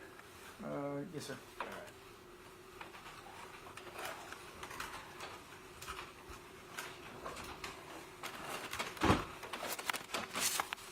Because one of the things that you,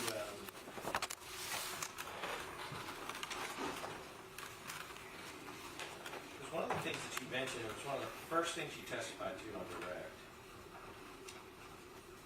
is when you made the scene.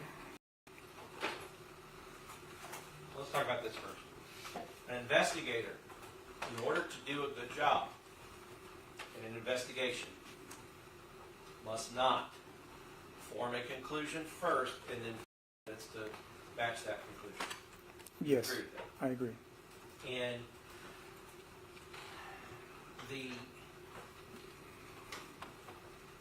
when you testified that when you got on the scene, so you got on the scene at 3-ish a.m. Like, who called you to get you out there? Sergeant Owediking, my sergeant at the time. Right. And were you, I'm sure that you were like roused out of bed. I mean, you were probably asleep. Yes, sir. All right. So it took you time to get ready and to get out to the scene. That's why they usually give us about an hour to get out there. In in that phone call, what information were you given about what happened? It was just like I testified earlier too, just the basic information. 3 officers involved, a woman shot. 3 officers involved, Yes, woman shot. woman shot. Okay.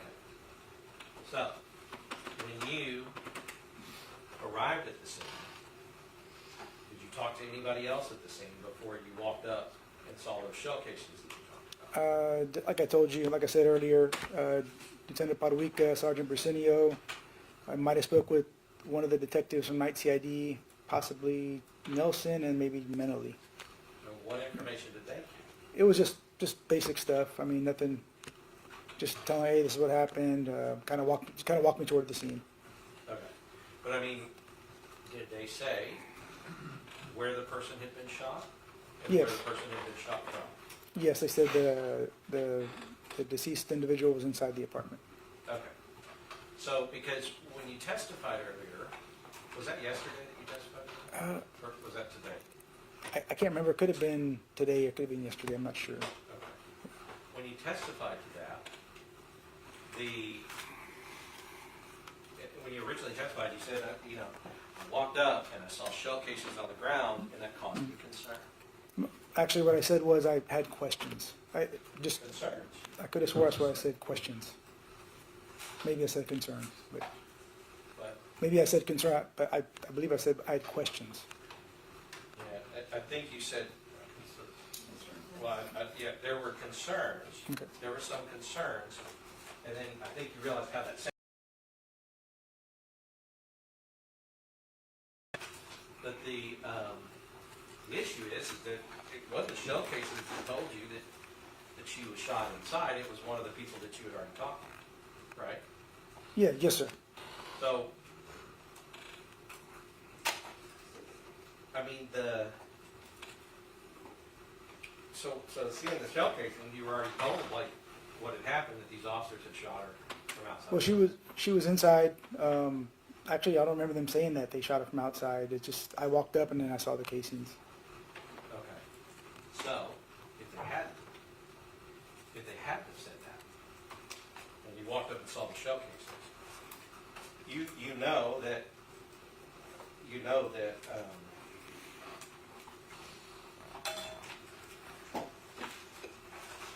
did you have an idea that they were inside the house when they shot her? No, I didn't. Not at the time. Now, let's look at the second situation real quick. Let's look at let's say she's in there. She's shooting at officers. Bing, bing, right? Yes, sir. She's firing at officers. Officers shooting at her from outside to somebody inside. That wouldn't cause you any concern. No, of course not. Right. But, now, you would agree then, that if the person who is inside the house is able and is presenting themselves as a deadly threat to the people outside of the apartment, then it is not a concern that they are shot from outside the apartment. Do you agree with that? Oh, of course. Okay. Because in the situation where you're walking up on the scene and you have concerns about, because what you said is you know that she was shot inside the apartment. You didn't know if the officers were inside or outside the apartment. Correct. Right. But as you come up and you see, okay, they must have been standing here and they must have shot her in there, did you understand at the time that she had a hammer and that she was armed? I was told about a hammer. Yeah. Yes, she had a hammer. Yes, I knew that. So, I mean, my question is that, you know, your mind jumped to, I have concerns about somebody shooting inside or outside or inside, but your mind didn't jump to the person inside must have been presenting a threat of deadly force to the people and the officers who were outside. You didn't think that. You thought that you were concerned, meaning that you thought that this was a bad shoot when you walked on the scene. I did not, sir. I honestly didn't. I walked up. I was concerned about the shell casings, but I wasn't jumping to any conclusions. Well, you know, you would agree with me that even during our talk that we've had here today, you jumped to several conclusions. I'm just basing it on what I see on the body cam, sir. That's all. Well, I know, but like she would never ever let go of that hammer. I mean, that's a conclusion. You jumped. It was just something that, just based on her behavior, that was her tool to protect her home. That's jumping to a conclusion. Okay. You know what I mean? Yes, sir. So, We So just disagree on that. It's fine. well, I mean, and the reason I'm talking about this is because if your first reaction is not, you know, these officers must have been confronted with a deadly threat to fire. Your first reaction is concern, that you have concern about whether or not they were right, or concern about whether or not this was a good shooting, or as we say, it's called a good shoot, but that doesn't mean there's anything good about this, obviously. It's horrible and it's tragic for everybody involved, and you agree with that. I would agree, yes, sir. Well, so let's call it a justified shooting. When you say concern, what you're saying is when I got on the scene, I was concerned that it was an unjustified shooting, based upon the location of the shell case. Honestly, sir, in my mind, I never would have envisioned this. I honestly was like, no, this is going to be explained. Well, we'll see later. Well, I mean, and it was, but I guess my issue is that you had, that's not what I had some concerns means. The concern, you would agree with me, you didn't say it, but we all know that what you're saying is, I was concerned that this shooting was unjustified. Again, at the scene, it never crossed my mind. I just thought, I saw the shell casings, like, okay, they're out here, but I couldn't get my mind to think that this was not going to be a justified shooting. Well, but Certain things that jump out at you, and you're okay, and you just, you move on with it, and you see how everything plays out. yeah, I see what you, like, I understand that that's what you're trying to communicate, but you understand that what you're trying to communicate is not communicating that you had some concerns. You're really communicating now, you're testifying that you didn't have any concerns. Is it wrong to say that I saw shell casings outside the house and was just kind of thinking, man, what's going on here a little bit? Just kind of having just little things go in your head. Is that not something that as a human you're going to look at certain things and not think things? It's a suggestion that you had started to form a conclusion in your mind that would end these guys up in this chair right here before seeing and listening to all the evidence. That's what I'm saying. Whether it's wrong, I believe That's what you think. I'm telling you that's not what I did. But you had concerns. And those concerns, I just need an answer to that question. The concerns had to be that it was an unjustified shooting when you saw the shell casings. You would want to hope that that's not what happened. So I honestly was not playing that in my head. I understand, but when we talk about concern, it was concern, you weren't concerned for the officer's safety. That's not the concern that you're talking about. I mean, you may have been generally and everything else, but that wasn't the concern you were pointing out to the jury when you saw the shell casings on the ground and the body inside. The concern you were talking about was that this was an unjustified shooting. Again, sir, I just wanted to find out, get all the facts later on. That was just something I observed when I walked up. And if that were the case, you would have testified yesterday that I observed shell casings on the ground, and I continued to walk into the apartment. But you didn't. You said, I observed shell casings on the ground, and I had that this was an unjustified shooting. Again, sir, at that time, I'm not going to say that. Like I said, I saw the shell casings outside, and just that was my thought process at the time.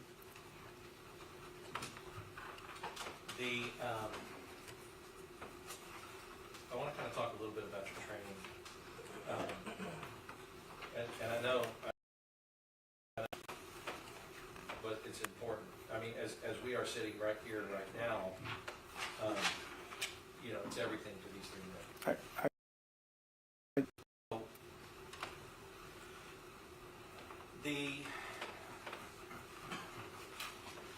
I guess I want to talk a little bit about, have you had any sort of training in, like, human factors and things like that, reactionary gap,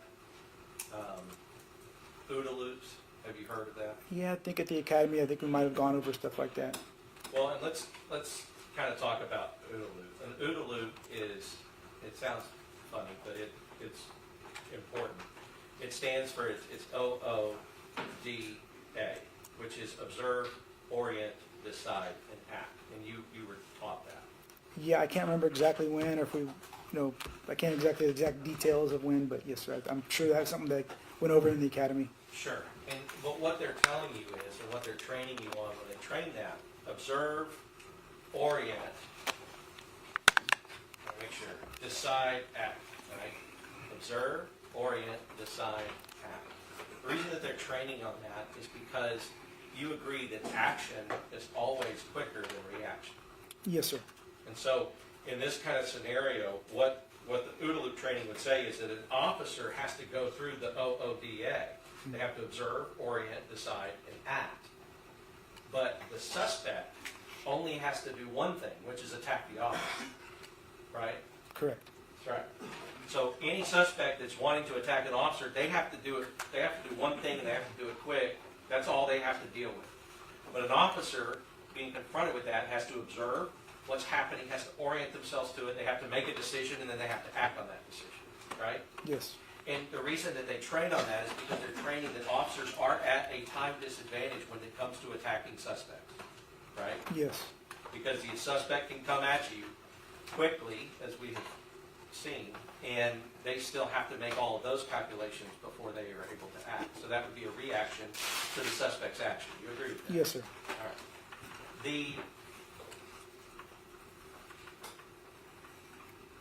Officers, and you would agree that officers cannot be mind readers. They have no idea what a suspect is thinking. Yes, I can agree with that. Especially when they're in a stressful situation, such as somebody running at them with a hammer. Right? Yes, sir. So, they don't know if she's trying to come through that door.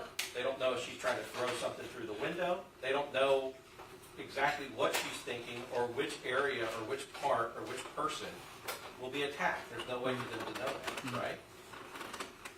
Yes, it would be hard to assume exactly. I know she came to the window. That was kind of her thing that she had shown that she was going to do. That's right. She always ran toward the window. That's right. So But the one thing we could predict. You They could try to that predict. She was coming through the window, and Officer Alejandro's head is like where he's standing with his firearm. He is direct Through the window. right. A hammer flung through that window at his face could seriously injure or kill him. It could hurt somebody. Yes, sir. All right.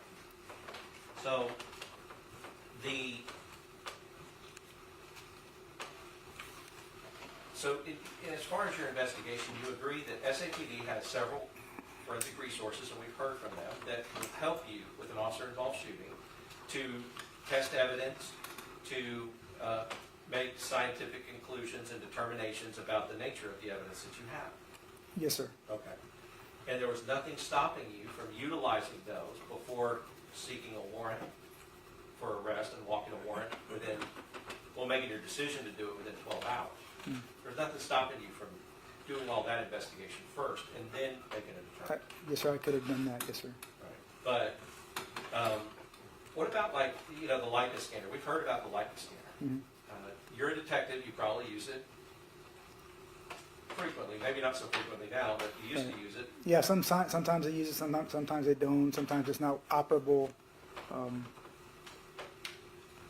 Sometimes it's not operable. Right, And I think we've heard testimony that on this night it wasn't operable. correct. Did you check that before you decided not to use it? No, Okay. So basically, you didn't know it wasn't operable. You still decided not to use it. right. All right. But this scene, were you there when they came, I guess, like, they came like a year later and dug a bullet out of the wall? Yes, sir. I got the warrant to go back in there. So, Okay. So you were there a year later with somebody else who lived there and dug a bullet out of the wall. Well, you probably didn't, but you watched somebody do it. yes, sir. All right. But you also had access to that apartment at that time. Yes, sir. Okay. Did you check and see if there was a Leica scanner that was working at that time? I did not. All right. But like, I mean, it's called, I think, a lot of big words, photogrammetry, right? But it's also known as like 3D scanning. Yes, sir. Yes. Right. And so when we talk about a Leica, we're talking about a 3D scan that can actually, accurately measure a crime. Yes, sir. Okay. And what they're doing is they're measuring distances between, and we've heard some testimony about that. Yes. As the lead detective, you would be the person who would authorize that, and if you authorize that, people would do it if it was working. Correct. But you didn't. I did not, sir. No, like I told you earlier, our CSIs are great. I trust them to handle the scenes. Well, yeah, sure, but, it's something like, when you came back a year later, knowing that a Leica and a 3D scan hadn't been done, there weren't any CSIs, or were there? I guess there were. I had two CSIs go out there with me. I didn't think about the Leica because I think it was because we were just trying to get something out of the wall. Yeah. I mean, were you trained on the fact that, and I mean, could it be that you didn't think about the Leica and you didn't direct the CSIs because that was your first officer-involved shooting that you ever done? It's just, yes, sir. I was still kind of new to the unit. Yes, sir. All right, and so, but you are trained that the photogrammetry can be used to accurately obtain distances and times to support the human factors, like how much time do they have? Is it action versus reaction? How far, and all those things. Have you been trained? Objection, compound question, counsel is again testifying. Well, I was asking about his training, and I was just using examples of how 3D scanning can. All right, get to the question. Yes, sir. That's what I'm asking. Like you've been trained that photogrammetry, like 3D scanning and stuff, can be used to help with human factors. Well, it can show like measurements and stuff between objects. Yes, sir. Right, and so an expert then could take those measurements and could say, okay, I am an expert in officers involved in having to use force or deadly force. And so I can tell you that the distance between where she was at that couch, where she was at that window, and how big the porch was, how much room the officers had, all of those things would be important considerations. Yes, I sir. agree with that. And there were not any. 3D scanning, but there was, I think, of course, there was a sketch done. The sketch that was not to scale, Yeah. right? Right. And didn't show the distance in the measure from different objects and the Right. couch and everything else. Now, you didn't go and ask them to do distance and measure. Even if the Leica was broken, they could still get just like Tom's holding it up, they could still get one of those, right? And Yes, sir. measure Yes, distance. sir. I did not ask. No, sir. Okay. So,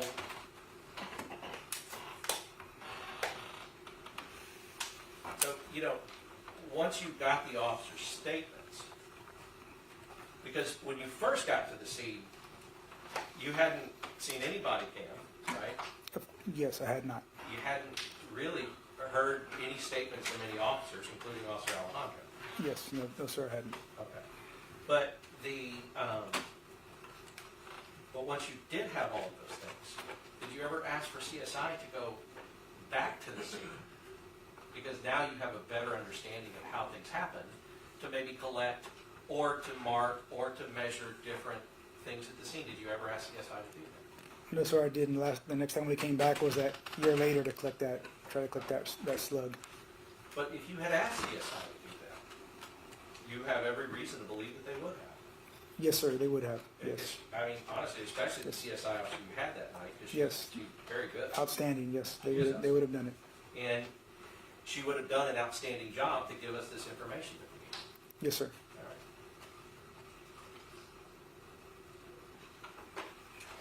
As far as like the DA's office, before they went to grand jury, did you testify at the grand jury? I went to I was there. Okay. Yes. So you know about when that was happening? Yes. Okay, but before they went to grand jury, or decided to seek indictments and decided to do all that, did they ask you to go back with a Leica scanner and get these measurements? No, sir. I guess, have you had any kind of use of force training? Just in general, just talking to the detectives that were there. They kind of trained me. When I'm brand new to the unit, the detectives would train us. But no, I didn't have any officer-involved shooting training specifically. Because as a police officer, you know that you may be required to use force in these situations, right? Yes, sir. And so I guess training that would kind of focus on, when officers need to use force and what kind of force and force continuum and those kinds of things. Have you had that kind Yeah, I can't recall any specific training in that. All right, I think that you might have mentioned the 21-foot rule. You know about that rule. Yeah, I think something we went over in the academy. I think like some suspect with a knife, how fast they can get to you with the weapon. Yes, sir. Right, and what that's really connected to is that it's like if they're within that 21 feet, they can get to you before you can draw on them. Objection, again, Your Honor, counsel is testifying. There is no question here. I'll sustain. What that means is, that 21-foot rule, is that if somebody's within 21 feet, they can get to you before you draw on them, right? Objection, there's no weapon, there's no gun, counsel is still testifying. Overruled. You see what I mean? That's what you understand that to be. Yeah, it's how quickly they can get upon somebody is what that general 21-foot rule is. And it's so quick that, it's like within the time that an officer has to draw his weapon, right? Correct. And the reason they train you on that is because they tell you, as a police officer, somebody's got a knife or a hammer, right? Any kind of weapon that they can use Correct. to hurt you. They tell you that even though within 21 feet, looks like I'm far back, Correct. they want to warn police officers that it may look far, but that's a mirage that can get to you before Yes. you can draw. Yes. And it doesn't look like you could. But you know that's a fact, and that's something that you have to watch out for and be careful. Correct. So,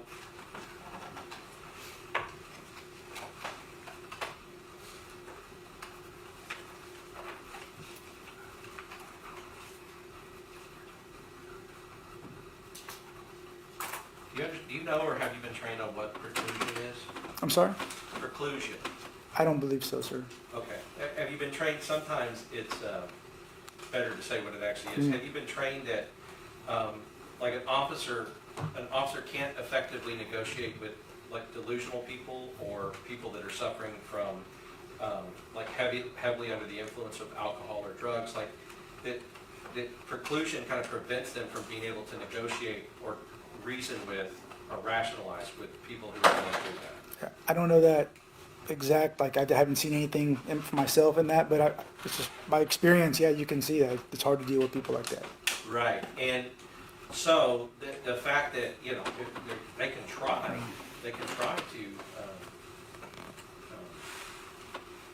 can try to de-escalate, and they can negotiate, and they can try to ask nicely and pretty please, but people who are either severely intoxicated or may have other mental illness, they can be precluded from getting to their goal because the person's not able to be reasoned with. Correct, yeah, yes, sir.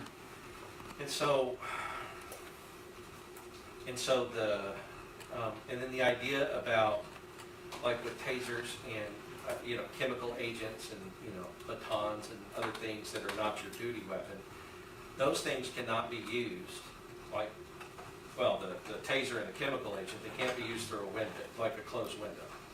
We've talked about. Yes, yes, sir. Also, it's hard to use those on a person that's moving around. Yes, sir. Right, because the chances of you getting the accurate connection is difficult. Yeah, the odds go down that you'll make that double connection, yes, sir. Right. It's easier to tase a stationary person than it is to a person that's running. Yes, sir.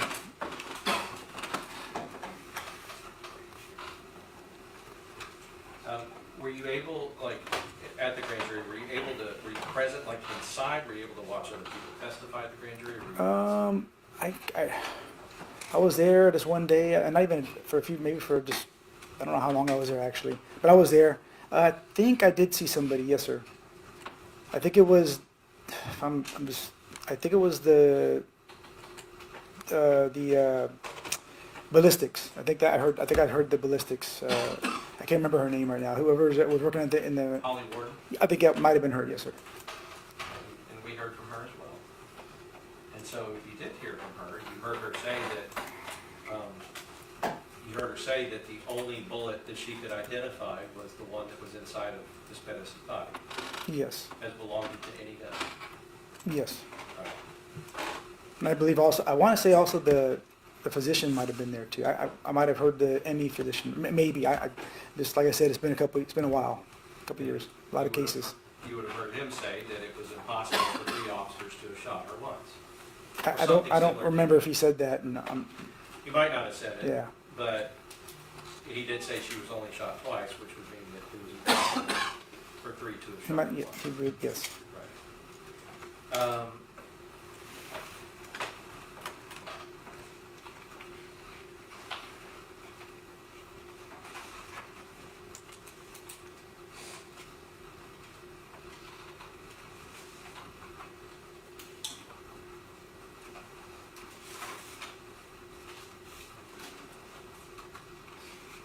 I think you mentioned, like, she has a hammer, that Sergeant Flores said she has a hammer, we gotta do what we gotta do. I think you said something like that. Yeah, that's what I heard him say on there. But what he's identifying is look, this is an armed suspect with a weapon, if you kill him, right? That's what he's I identifying. mean, you could take that, yeah, different ways, but that could be one way, yes, sir. She has a hammer, this is Yes, an sir. armed suspect. You could, those are She has a hammer, yes, sir. saying, which means this is an armed suspect. Yes, sir. We got to do what we got to do is informing, that is a way of informing his officers that, if she is presenting you with deadly force, you need to respond to them. Yes, sir. Because he wants them to go home to their family. Of course, yes. And I'm pretty sure he wants to go home to his too. Yes, I agree.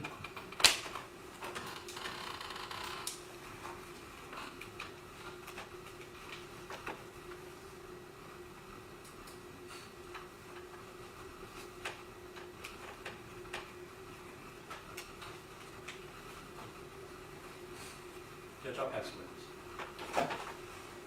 Your and I do want to get started today, if the jurors do wish to, but I'd like to take a break.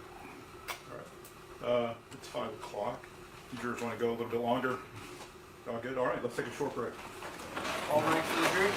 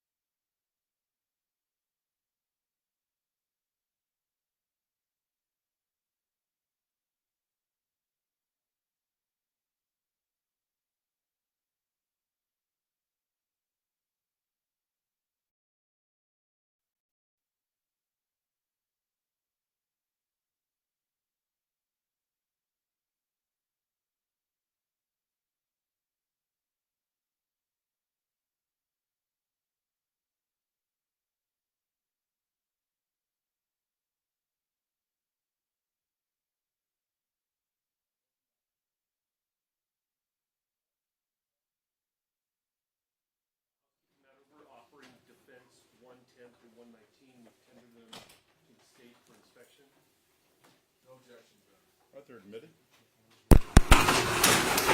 May I proceed, Your Honor? Yes. Detective Soto, I'm gonna go a little bit out of order, because I'm not sure how late we're gonna go. Okay, sir. But I'll probably revert to my normal order in the morning. Okay, sir. Would you agree with me that you failed to make a transcript of any of the body worn camera video? Yes, I did not make any notes or nothing on those. All right, so we, on the Axon body transcripts, you can agree with me that the transcripts are accurate. If not, we'll have to show to you if you disagree. That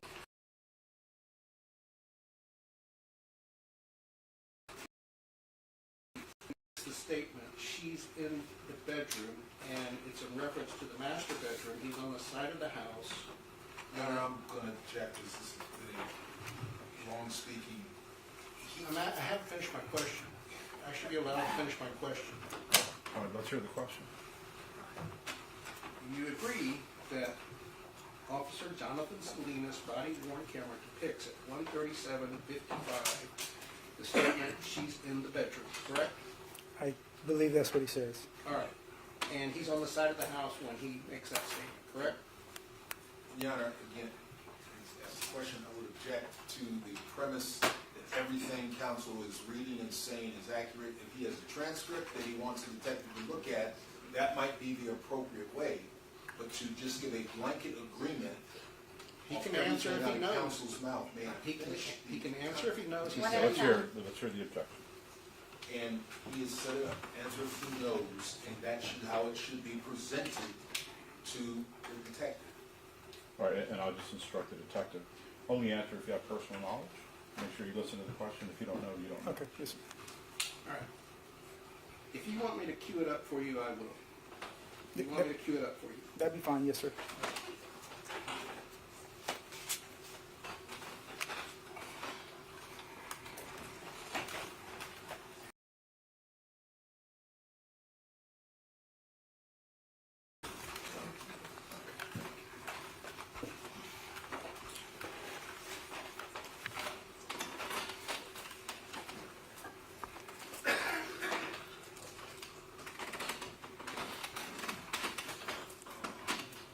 Okay,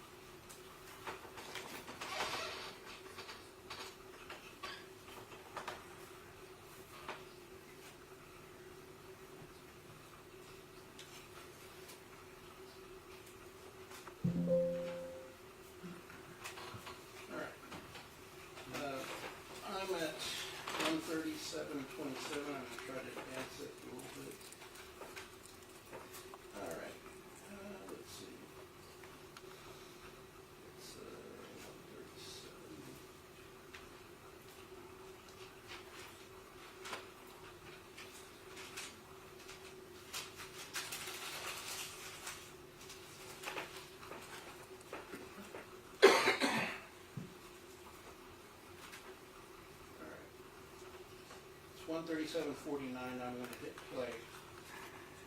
Melissa, can you go open the door? She's in the bedroom. Okay. All right, so did you hear Officer Salinas say she's in the bedroom, and did you hear Officer Rojas say shortly thereafter, yeah, I see her, she's laying down? Can you play it again one more time?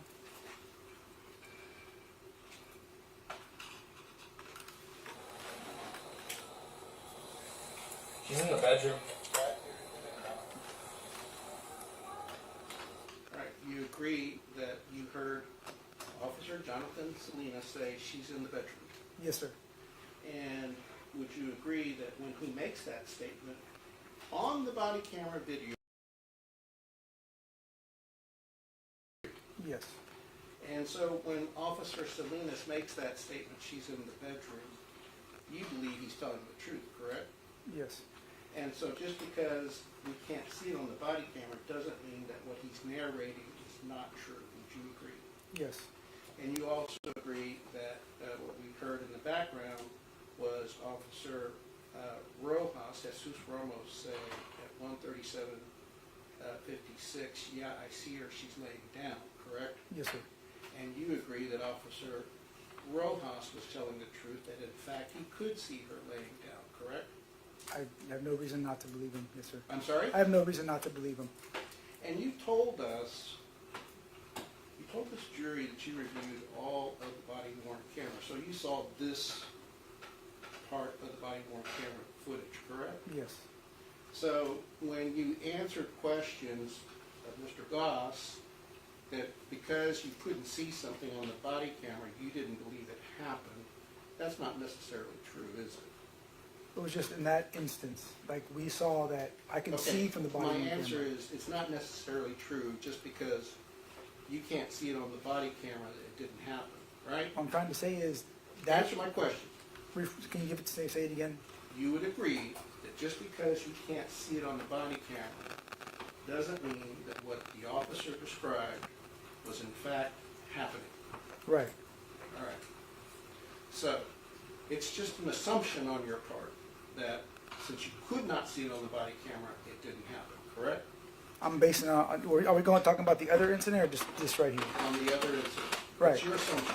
I can just from the body worn camera. It's all I have. You're assuming, correct? Yeah, that's all I have, sir. You're assuming, correct? That's all I have. That's all I'm telling you. That's all. That's Answer my only. question. That's You're the only way I assuming. can see it. Why Yes, not? You're sir. assuming, aren't you?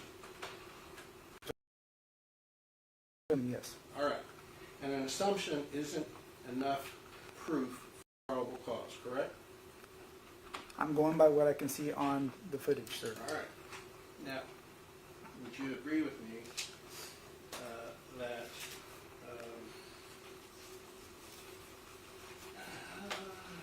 let me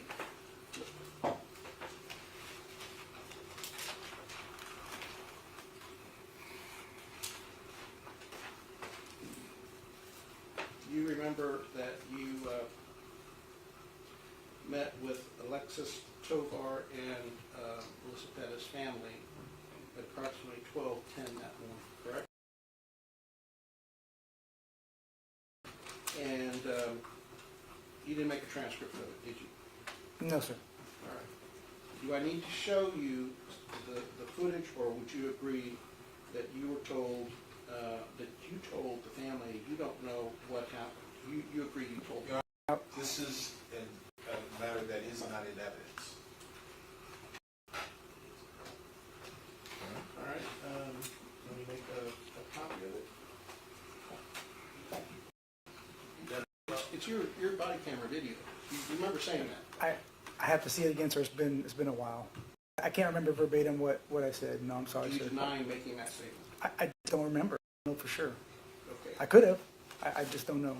Well, I'm going to represent to you that in fact you do say that on the body worn camera. Can you agree that you said that? I'd like to see it.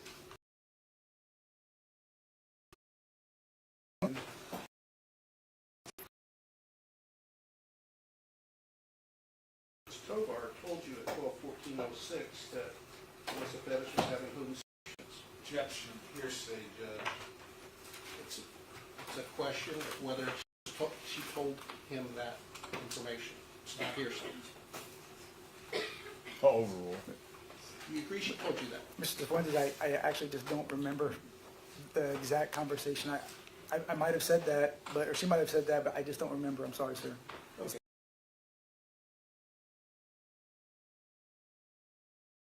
That would be Video, good. we'll play it if you doubt me. But I just want to ask now if you recall that being said. That's the answer, John. I'll sustain.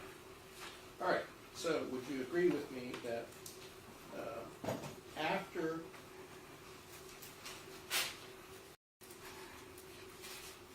12/14/06, make any Melissa Perez's psychiatric records, correct? Yes, I did not. All right, and just so there's no doubt, I want to make sure that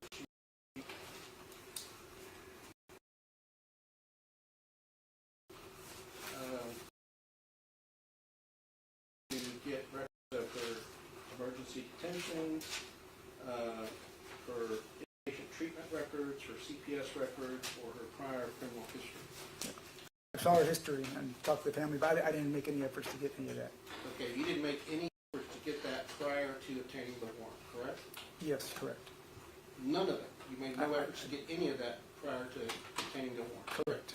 Correct. So, and you were told at that meeting that Melissa Perez was an aggressive person, correct?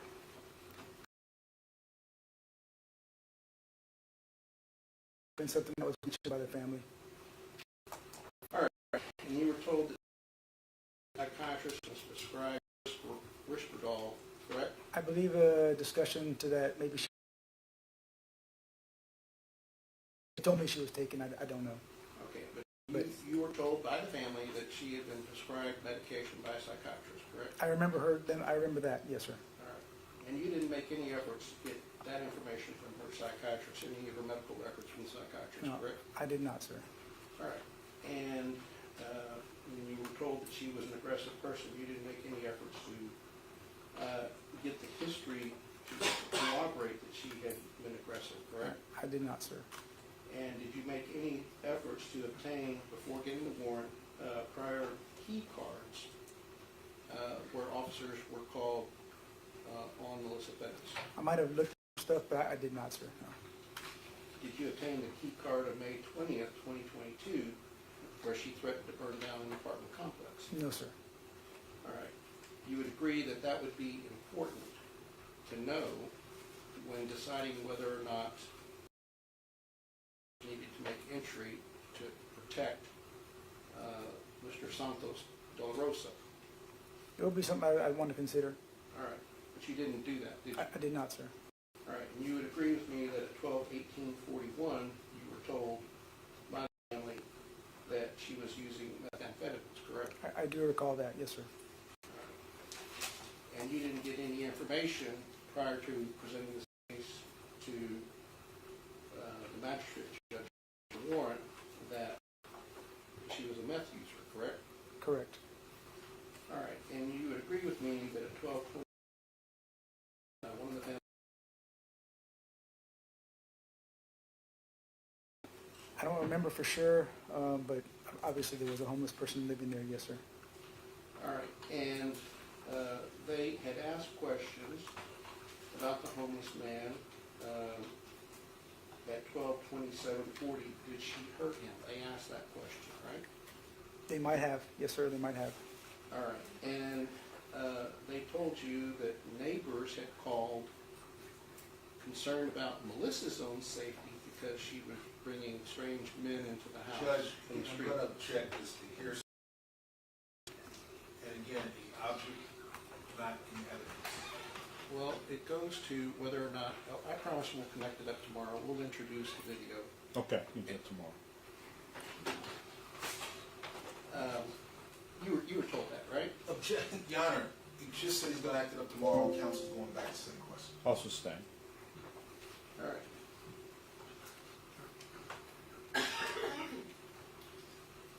And you were told by the family. Your Honor, I review the same objections coming from the same material that is not in evidence. Let me finish my question. Let me hear the question. You were told by the family in your meeting, if you remember, that Melissa Perez was delusional. I don't remember that specifically. All right.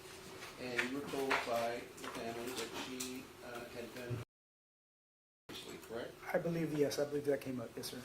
All right, so we'll play all the video tomorrow of all the things that you were told, and we'll ask you again after looking at the video and the transcript. But would you agree with me steps to determine whether Melissa was a rational person at the time that these events happened? Yes, sir, I did not contact anybody, any doctors, nothing like that. All right, so since you did not obtain any evidence about her mental state or capacity, you would agree with me that you cannot make any reasonable deductions about what a reasonable person would or wouldn't do with the hammer, correct? No, I can see it on body cam. I saw what the way she was acting. It was. That you, because you didn't have records about her psychiatric history and mental state, you can only make assumptions about her state of mind, correct? Making assumptions, yes, sir. All right, so an assumption isn't the same thing as a fact, correct? Correct. All right, so you have no, you did not believe.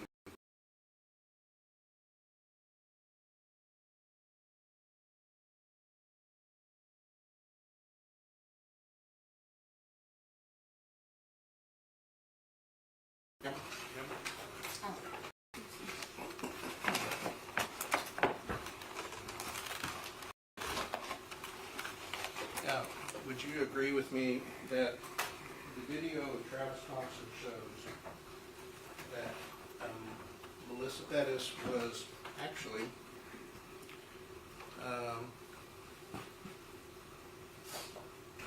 tell me how close or far away I need to be 6 feet away. Probably a little closer. Tell me when to Maybe stop. right there, maybe. Okay. Now, I'm going to keep this hand empty, but would you agree with me that at 2:02:04, we see on the video, and assuming that the actually, tell me 3 to 5 feet. Do I 3 to need 5 get- feet? Yeah. Do I need Oh, to get? yeah, you need to get closer. Okay. Maybe right there. Okay. Yeah. So, you would agree with me that we see Alfred Flores go over the railing. He goes over it like he's mounting a horse, and he turns counterclockwise. And when he has both feet on the ground, he's at the corner of the screen that nobody collected, correct? I can't remember exactly, but yeah, he's right there in the corner, in the corner of the railing, I think, right there. He's in front of the window, isn't he? He's to the right of the window, yes, sir. He's in front of the window, isn't he? He's to the right, if I recall. Well, he's in... I mean, he's in front, but he's to the right of it. Okay. So if we divide the window up into thirds, he's in front of the last third of the window if we go left to right. Yes, he's right closest to that, yes. So, but he is in front of the window. He's,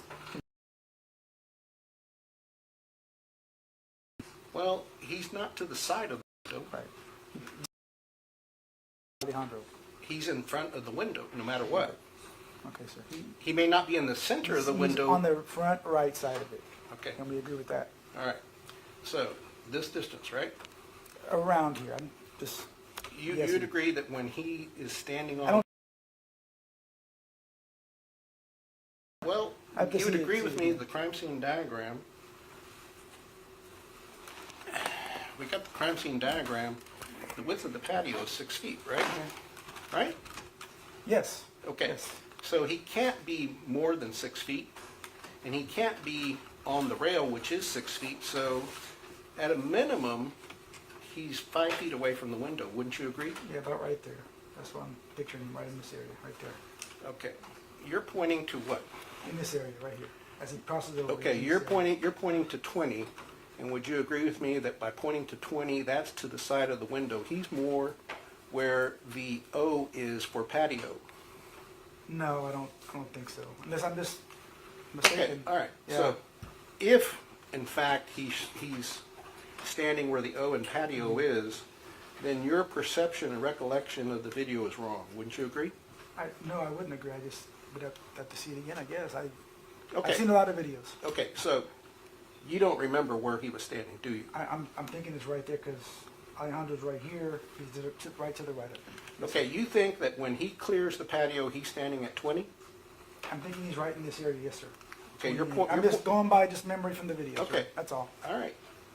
I'm not trying to give you a hard time. I promise. Oh, I'm glad Yeah. you're pointing incorrectly to 20, because we're going to show you that you're wrong. Okay. So, but you're saying that he was standing where 20 is. That's what I believe, yes, sir. All right, so would you agree that if he was standing where 20 is, he's not standing in front of the window? Yeah, because this is the window here. Okay, so by what you're saying now, you admit at 20. Well, this is to the right of the window, sir. That's Okay. what I was trying to tell you. That's the way I recollect it. Wait a minute. I thought you said he was in front of the window To the right. 1/3 of the way. Well, he's to the right of this area right here. So here's the left side of the window, and he's like right in this area as he's crossing over. Okay, I'm well, just going by what I see, sir. I'm not. all right, well, let's play the video just so we can get this cleared up.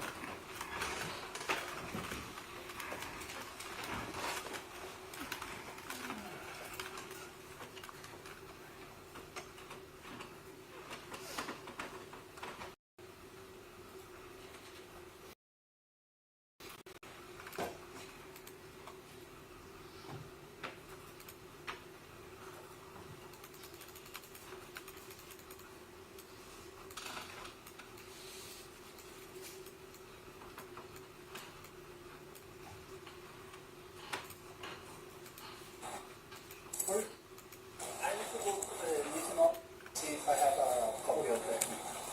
I'll be here in Okay. 5 minutes.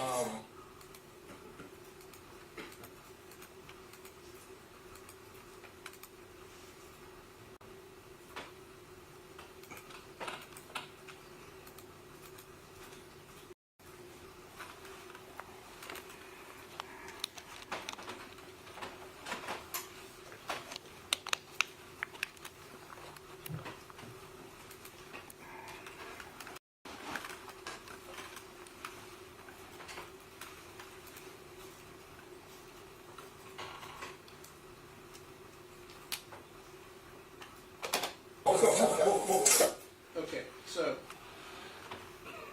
I've stopped this at 2:02:03. This is Alfred Flores' video. The person that has just gone over and is standing is Nathaniel Villalobos, correct? Yes, sir. He's not even standing where you indicated the 20 is he? Where he's at, it looks like it would be kind of in that area, like maybe just a little bit to the left, right, around 20, possibly. To the left of 20, right? Yeah, right in that. Yeah, Okay, pretty close. all right, so let's play a little bit more. And you notice where the screen is here on the ground, right? Yes, sir. It's in the bottom corner closest to the railing on the right side, What was that again? Say it again. The temperature you said? where the cursor is. Oh, the cursor. Right there, the corner, right there. Yes. Yes, sir. You see that right corner closest to the railing? Yes. All right, I want you to focus on that.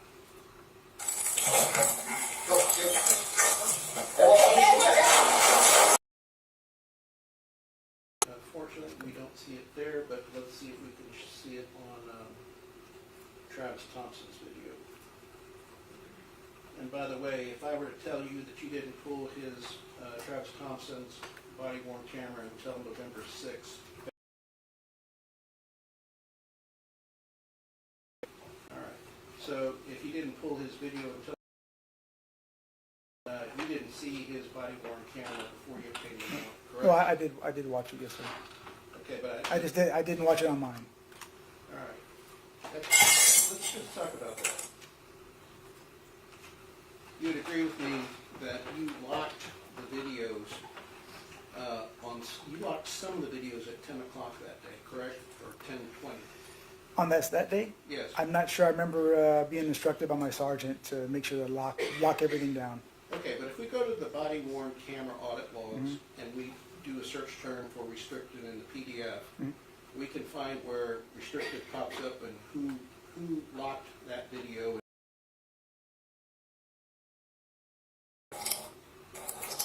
And you would agree with me that after everybody's statement was taken, you locked it, correct? Like I said, I don't know the exact day. I know I was told by my sergeant to lock it, and I don't know if it was a specific video. It was like in general. I think there's a way I can do it by putting OIS team on there, and it locks Well, all I'm of them going to out. represent to you that when we show you the body-worn cameras, audit logs, that when we do the search term restricted for everybody's body-worn camera, and you didn't provide them until June 2024 to the state, right? Oh, the body worn camera. The footage? logs, the audit logs. Whenever they asked for it, sir. I that honestly didn't even know about the audit logs. I You didn't know didn't about it. No, sir. Okay, so, you'd agree with the proposition that if you don't document, it didn't happen? No, that's not true. No. Okay, so, the custodian of records wouldn't be telling the truth? Objection, relevance, this witness has no knowledge of what the custodian record would say. I'll sustain. Do you have any reason to believe the custodian of records is an untruthful person? Objection saying, the same objection, Your Honor, counsel is going about trying to circumvent the court's ruling. It's a different witness, a different question. He's asking the witness's opinion on the truthfulness of another department of SAPD employee. It is not relevant to anything this jury's heard. You can rephrase the question. Would you agree with me that Axon Evidence.com has a user agreement with the city of San Antonio? Yes. And that user agreement states that you cannot log in onto someone else's account, correct? I don't know for sure. I don't know that agreement. Yes, sir. And you would agree with me that city policy, administrative directives, say that you cannot log in onto someone else's computer account, correct? I never logged in on anybody else's account. All right, and you would agree with me that nowhere in your prosecution guide do you say you watched anyone's video on someone else's login?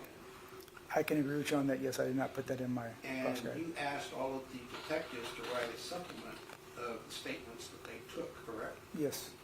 And you would agree with me that none of the detectives said in their statements that, in their supplements, that they watched body-worn cameras with you. No. Yes, I can agree with that. Yes. All right, and you would agree with me that the Axon system has what's called multi-cam capabilities, correct? Yes. And you know what multi-cam capabilities is, I right? don't. I guess like another camera, the camera can look. I don't know. What do you mean multi-cam? Okay. Like I thought dual you said- I thought- cameras, listen, I guess. Listen to my question. Okay. I thought you said you understood what multi-cam view was. Am I mistaken? Can you explain it to me? I don't know. I'm sorry. Okay, so you don't know what multi-cam view is? No. All right. If I were to represent to you that the Axon system is set up so that if two or more cameras, are within 30 feet of each other for more than a minute, they will transmit to each other their serial number. So that way, when you review the body-worn camera, you can see whether multi-view camera is available, right? Oh, I did not know that, sir. I'm sorry. Okay, so, since you did not know that was available, you would agree with me that you never, ever looked at multi-camera view of any particular moment in time, correct? I don't. The witness testified he did not know what it meant. He can't answer that question as counsel was asking. He may have done it, he didn't know it. Well, he can answer it if he knows. And if you don't know, just say you don't know. I don't know, sir. Okay, if you had,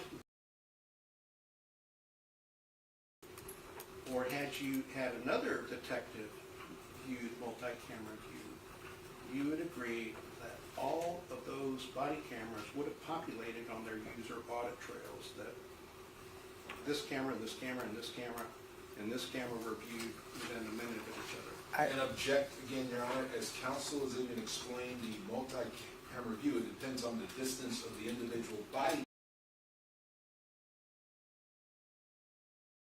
He said he doesn't know the term and what it means, he can't reasonably answer that question. Counsel is confusing him.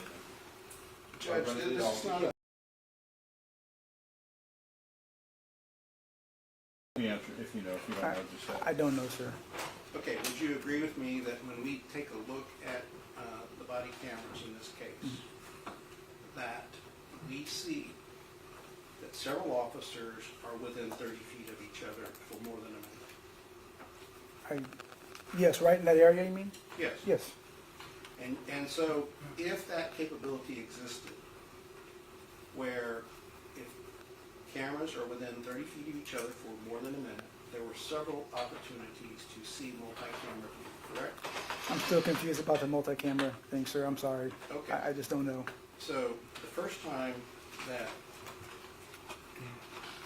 Melissa Perez almost whacked Jonathan Salinas at 140, 51 or so,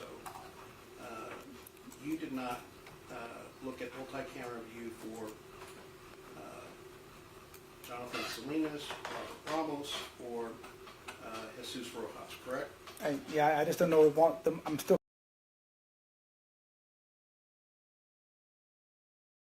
At all three of those body cameras at 141 or 140, 51 for that incident. Yes. Yes. Okay, so you know that she swung the hammer twice, right? Yes. She did swing it. Yes. And you know that, Yes. and you know that based upon Jonathan Salinas' reaction to watch out, watch out, watch out, hey, that only because Rojas gave that warning, he was able to move away from being struck by the hammer, correct? I think he saw her. I think he saw her. Okay, you did not ask that question, did you? No. That's I'm not in I'm his- assuming That's he not saw in his her. statement, is it? I had to look at it again. I can't tell you off the top of my head, sir. I'm sorry. Okay, so you're just guessing. Well, I just told you I'd have to see a statement again. There's a lot of information, a lot of cases in between then and now. Okay. I'm sorry. So, but you said you viewed all the body cameras beforehand, correct? Yes. You reviewed your prosecution guide before you testified today, correct? Yeah, I've looked at it, yes, sir. All right, and you looked at Jonathan Salinas' witness statement before you testified today, correct? Yes, but I still can't remember everything in it. Yes, All right, so had you written that in your report that he saw it, you would remember that, right? If I put it in the report, I don't. Look at your prosecution guide and Yes, tell sir. us whether he says he saw her coming. For Salinas? Yes. Okay.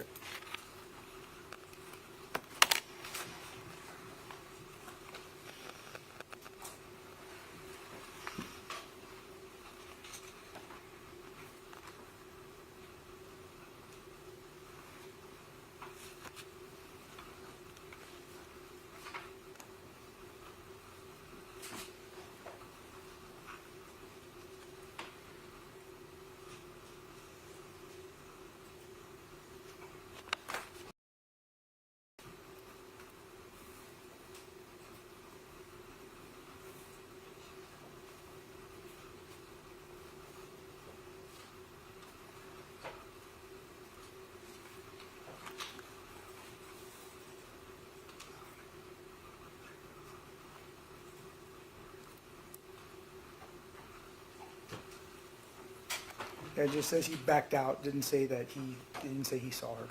Okay, so can you agree with me that since you did not document that he made the statement, that he saw that, he never made that statement? He never made that statement. He didn't put that in the statement. They didn't Okay, put it in the statement. So, can you agree that your memory is poor because you didn't remember that detail? There's a lot of information, sir. I'm not going to agree my memory's poor, but there's a lot of Okay, stuff in can here. we at least agree that your memory is in error? I'm sorry? Can we at least agree that your memory was in error on that point? Yes, I can agree with you on that. Yes, sir. Okay. Now, we do agree that based upon what we saw in the video, based upon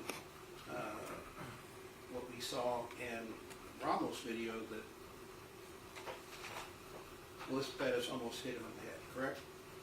She had a chance to hit him. Yes, if he wouldn't have pulled out, she would have hit him. Yes, sir. All right.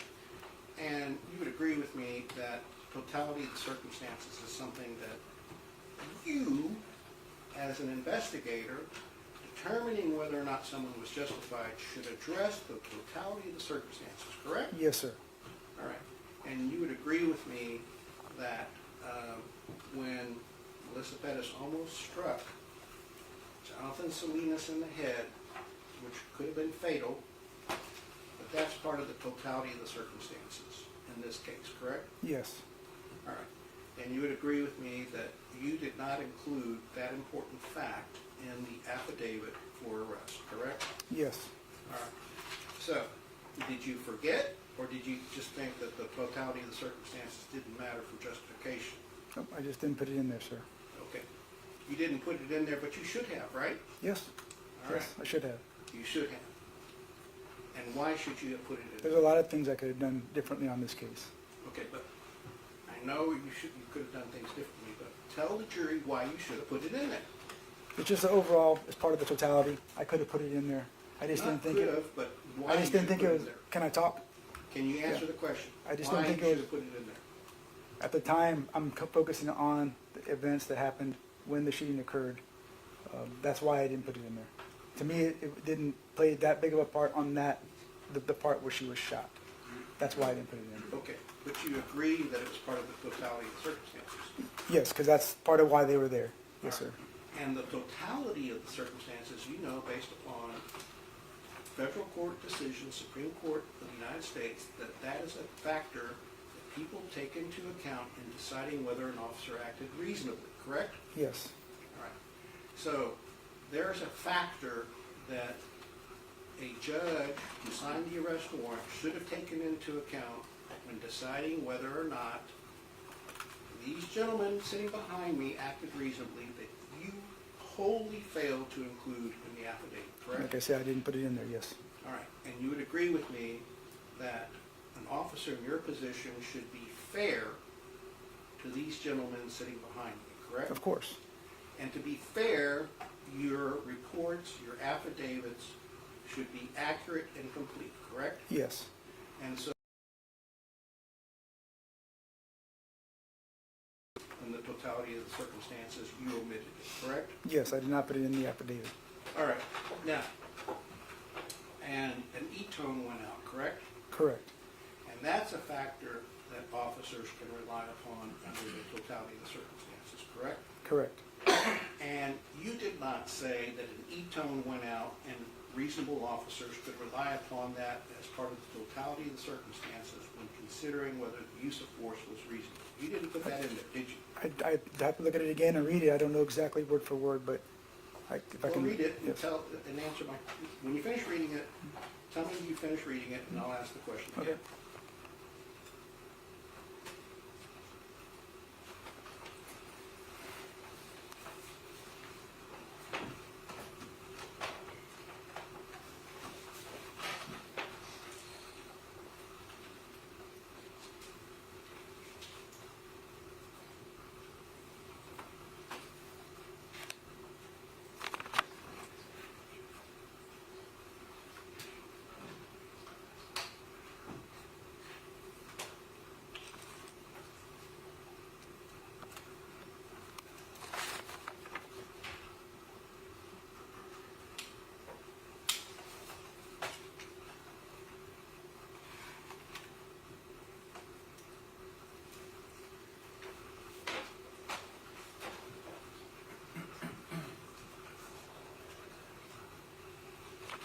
Yes, sir. I just talked about the assault on Salinas, but I did not put the E-tone in there.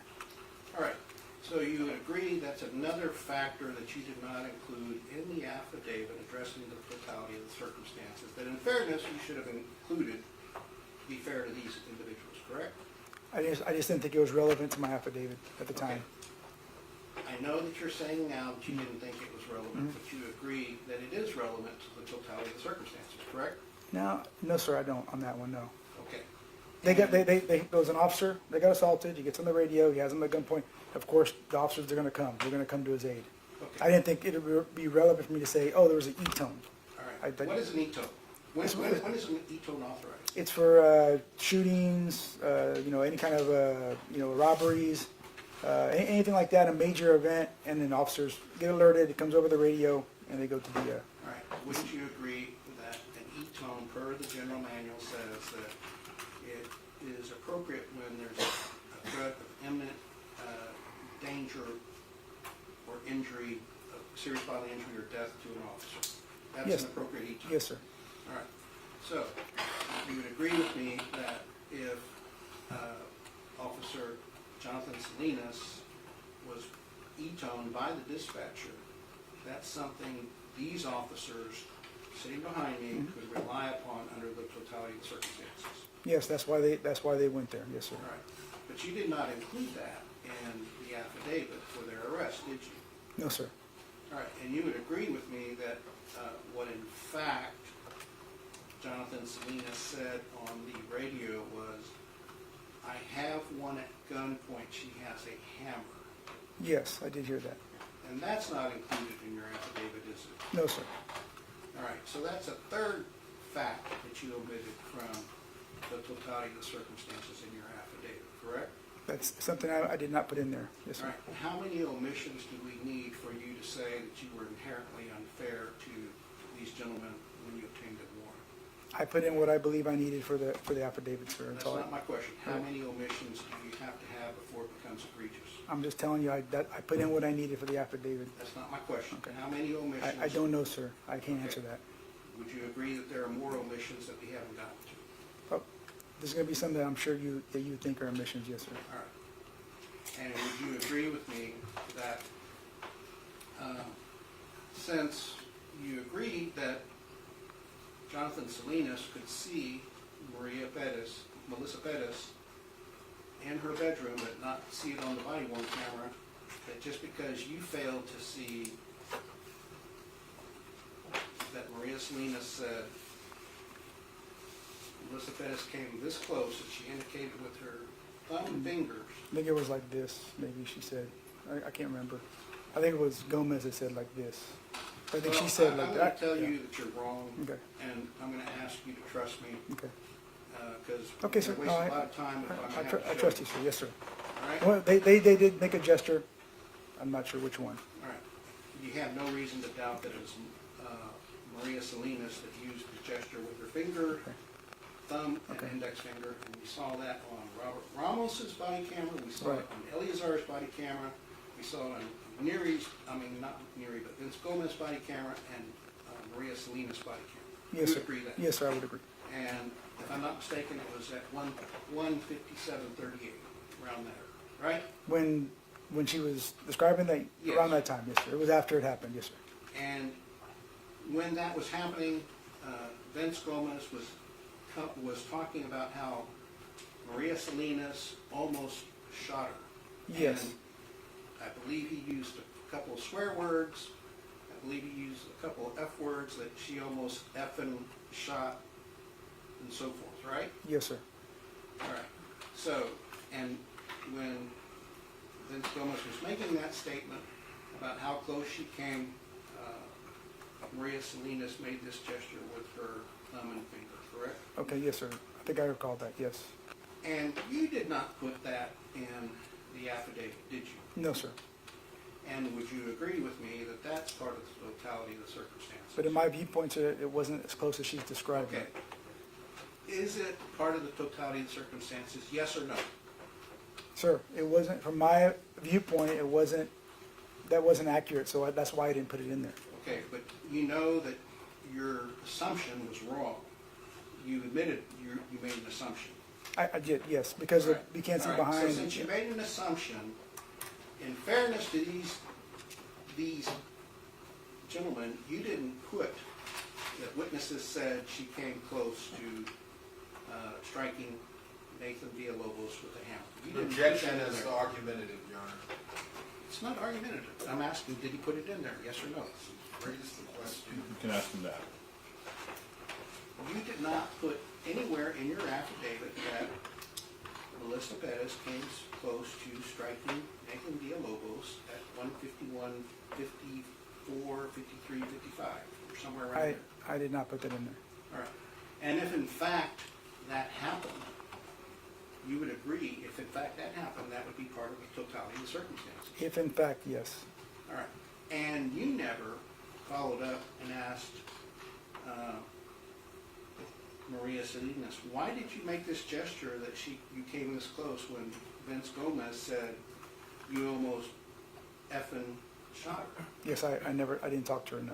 Okay, but you're the lead investigator, right? Yes, sir. Yes, she gave a statement, yes, sir. And if you're the lead investigator, and if we believe what you're saying, that you saw all the body-worn camera videos, if we believe that, then you should have asked that question, shouldn't you? But I did not. I did not have a chance to talk to her, no, sir. I relied on the detective. Okay, that's not my to question. talk to her. My question is, if you had seen that video, as you claim, you should have asked her that question for clarification, right? I could have, yes, sir.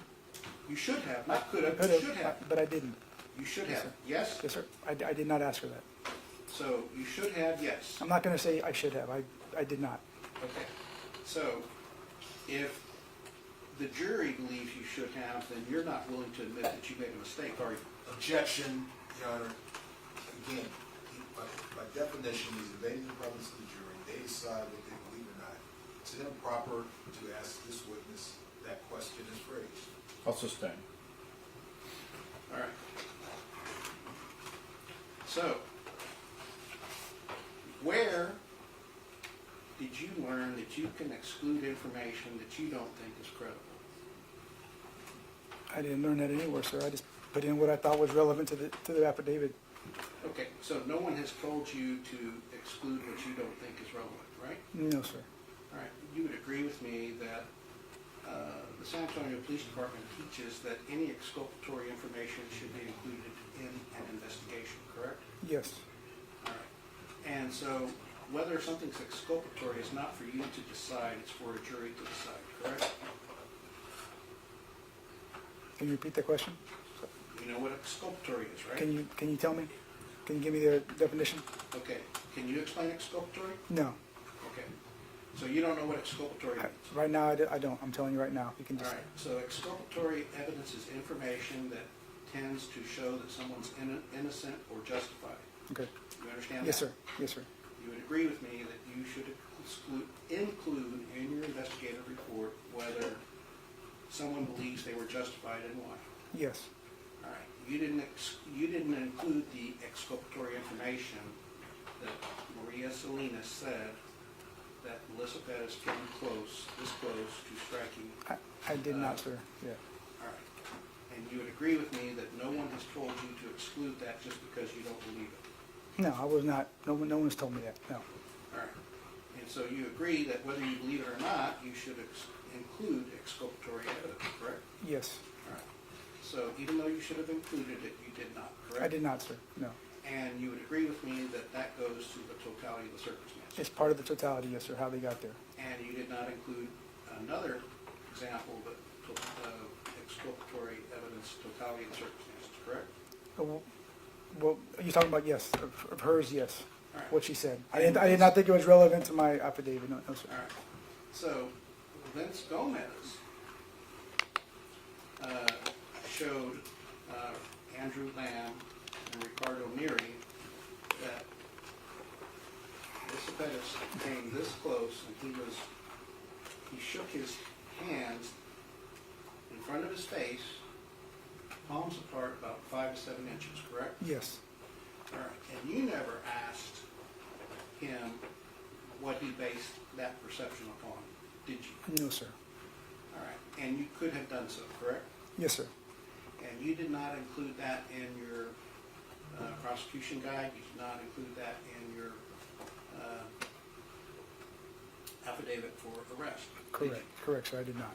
And you would agree that when Maria Salinas made the statement that Melissa Perez came this close, that was said to Eleazar Alejandro, correct? Yes. And you would agree that fellow officers can rely upon information relayed to them because people are required to relay information in times of danger to their fellow officers, correct? Of course, yes, sir. And so Eleazar Alejandro could have relied upon that properly in deciding under the totality of the circumstances whether Melissa Perez was a danger at the time that she swung the hammer at 2:02:07. Yes, correct? another officer tells him he can rely on that, yes. All right. And you did not include that anywhere in the affidavit that Eleazar Alejandro had been conveyed information that under the totality of the circumstances would have caused him to believe that he believed that Officer, or actually Sergeant Alfred Flores, was in danger of serious bodily injury or death. I You did didn't not, include that in your I did not affidavit? include it, no, sir. All right. And you would agree that that's part of the totality of the circumstances? Yes, it would be. And you agree that you should have included that in your affidavit? I didn't include it because after watching video, that's not Okay, an well, accurate that's not my depiction. question. You should have included that in your affidavit, correct? But why would I put that in if I'm looking at it and it doesn't, it's not really, in my view, what happened? It's, you know, Okay. yeah, they think that, but as you can see, that's not how close they were. All right, so we can, 6 o'clock, and I don't know if you want us to continue on, but I can show you on a video in the morning that in fact, when the hammer hit the window at 2:02:07, that the back of Alfred Flores's head is 3 to 5 feet away. And we'll discuss that tomorrow morning. Yes, sir. Right, members of the jury, it's a good time to break. It's 6:04. Tomorrow, we're gonna go 8 to noon. That way you have your schedule, 8 to noon. We'll be done by noon, but try to please be here by 8. Thursday, I anticipate 10:30 through the end of the day. All right, we'll see you tomorrow at 8. All right, for the jury.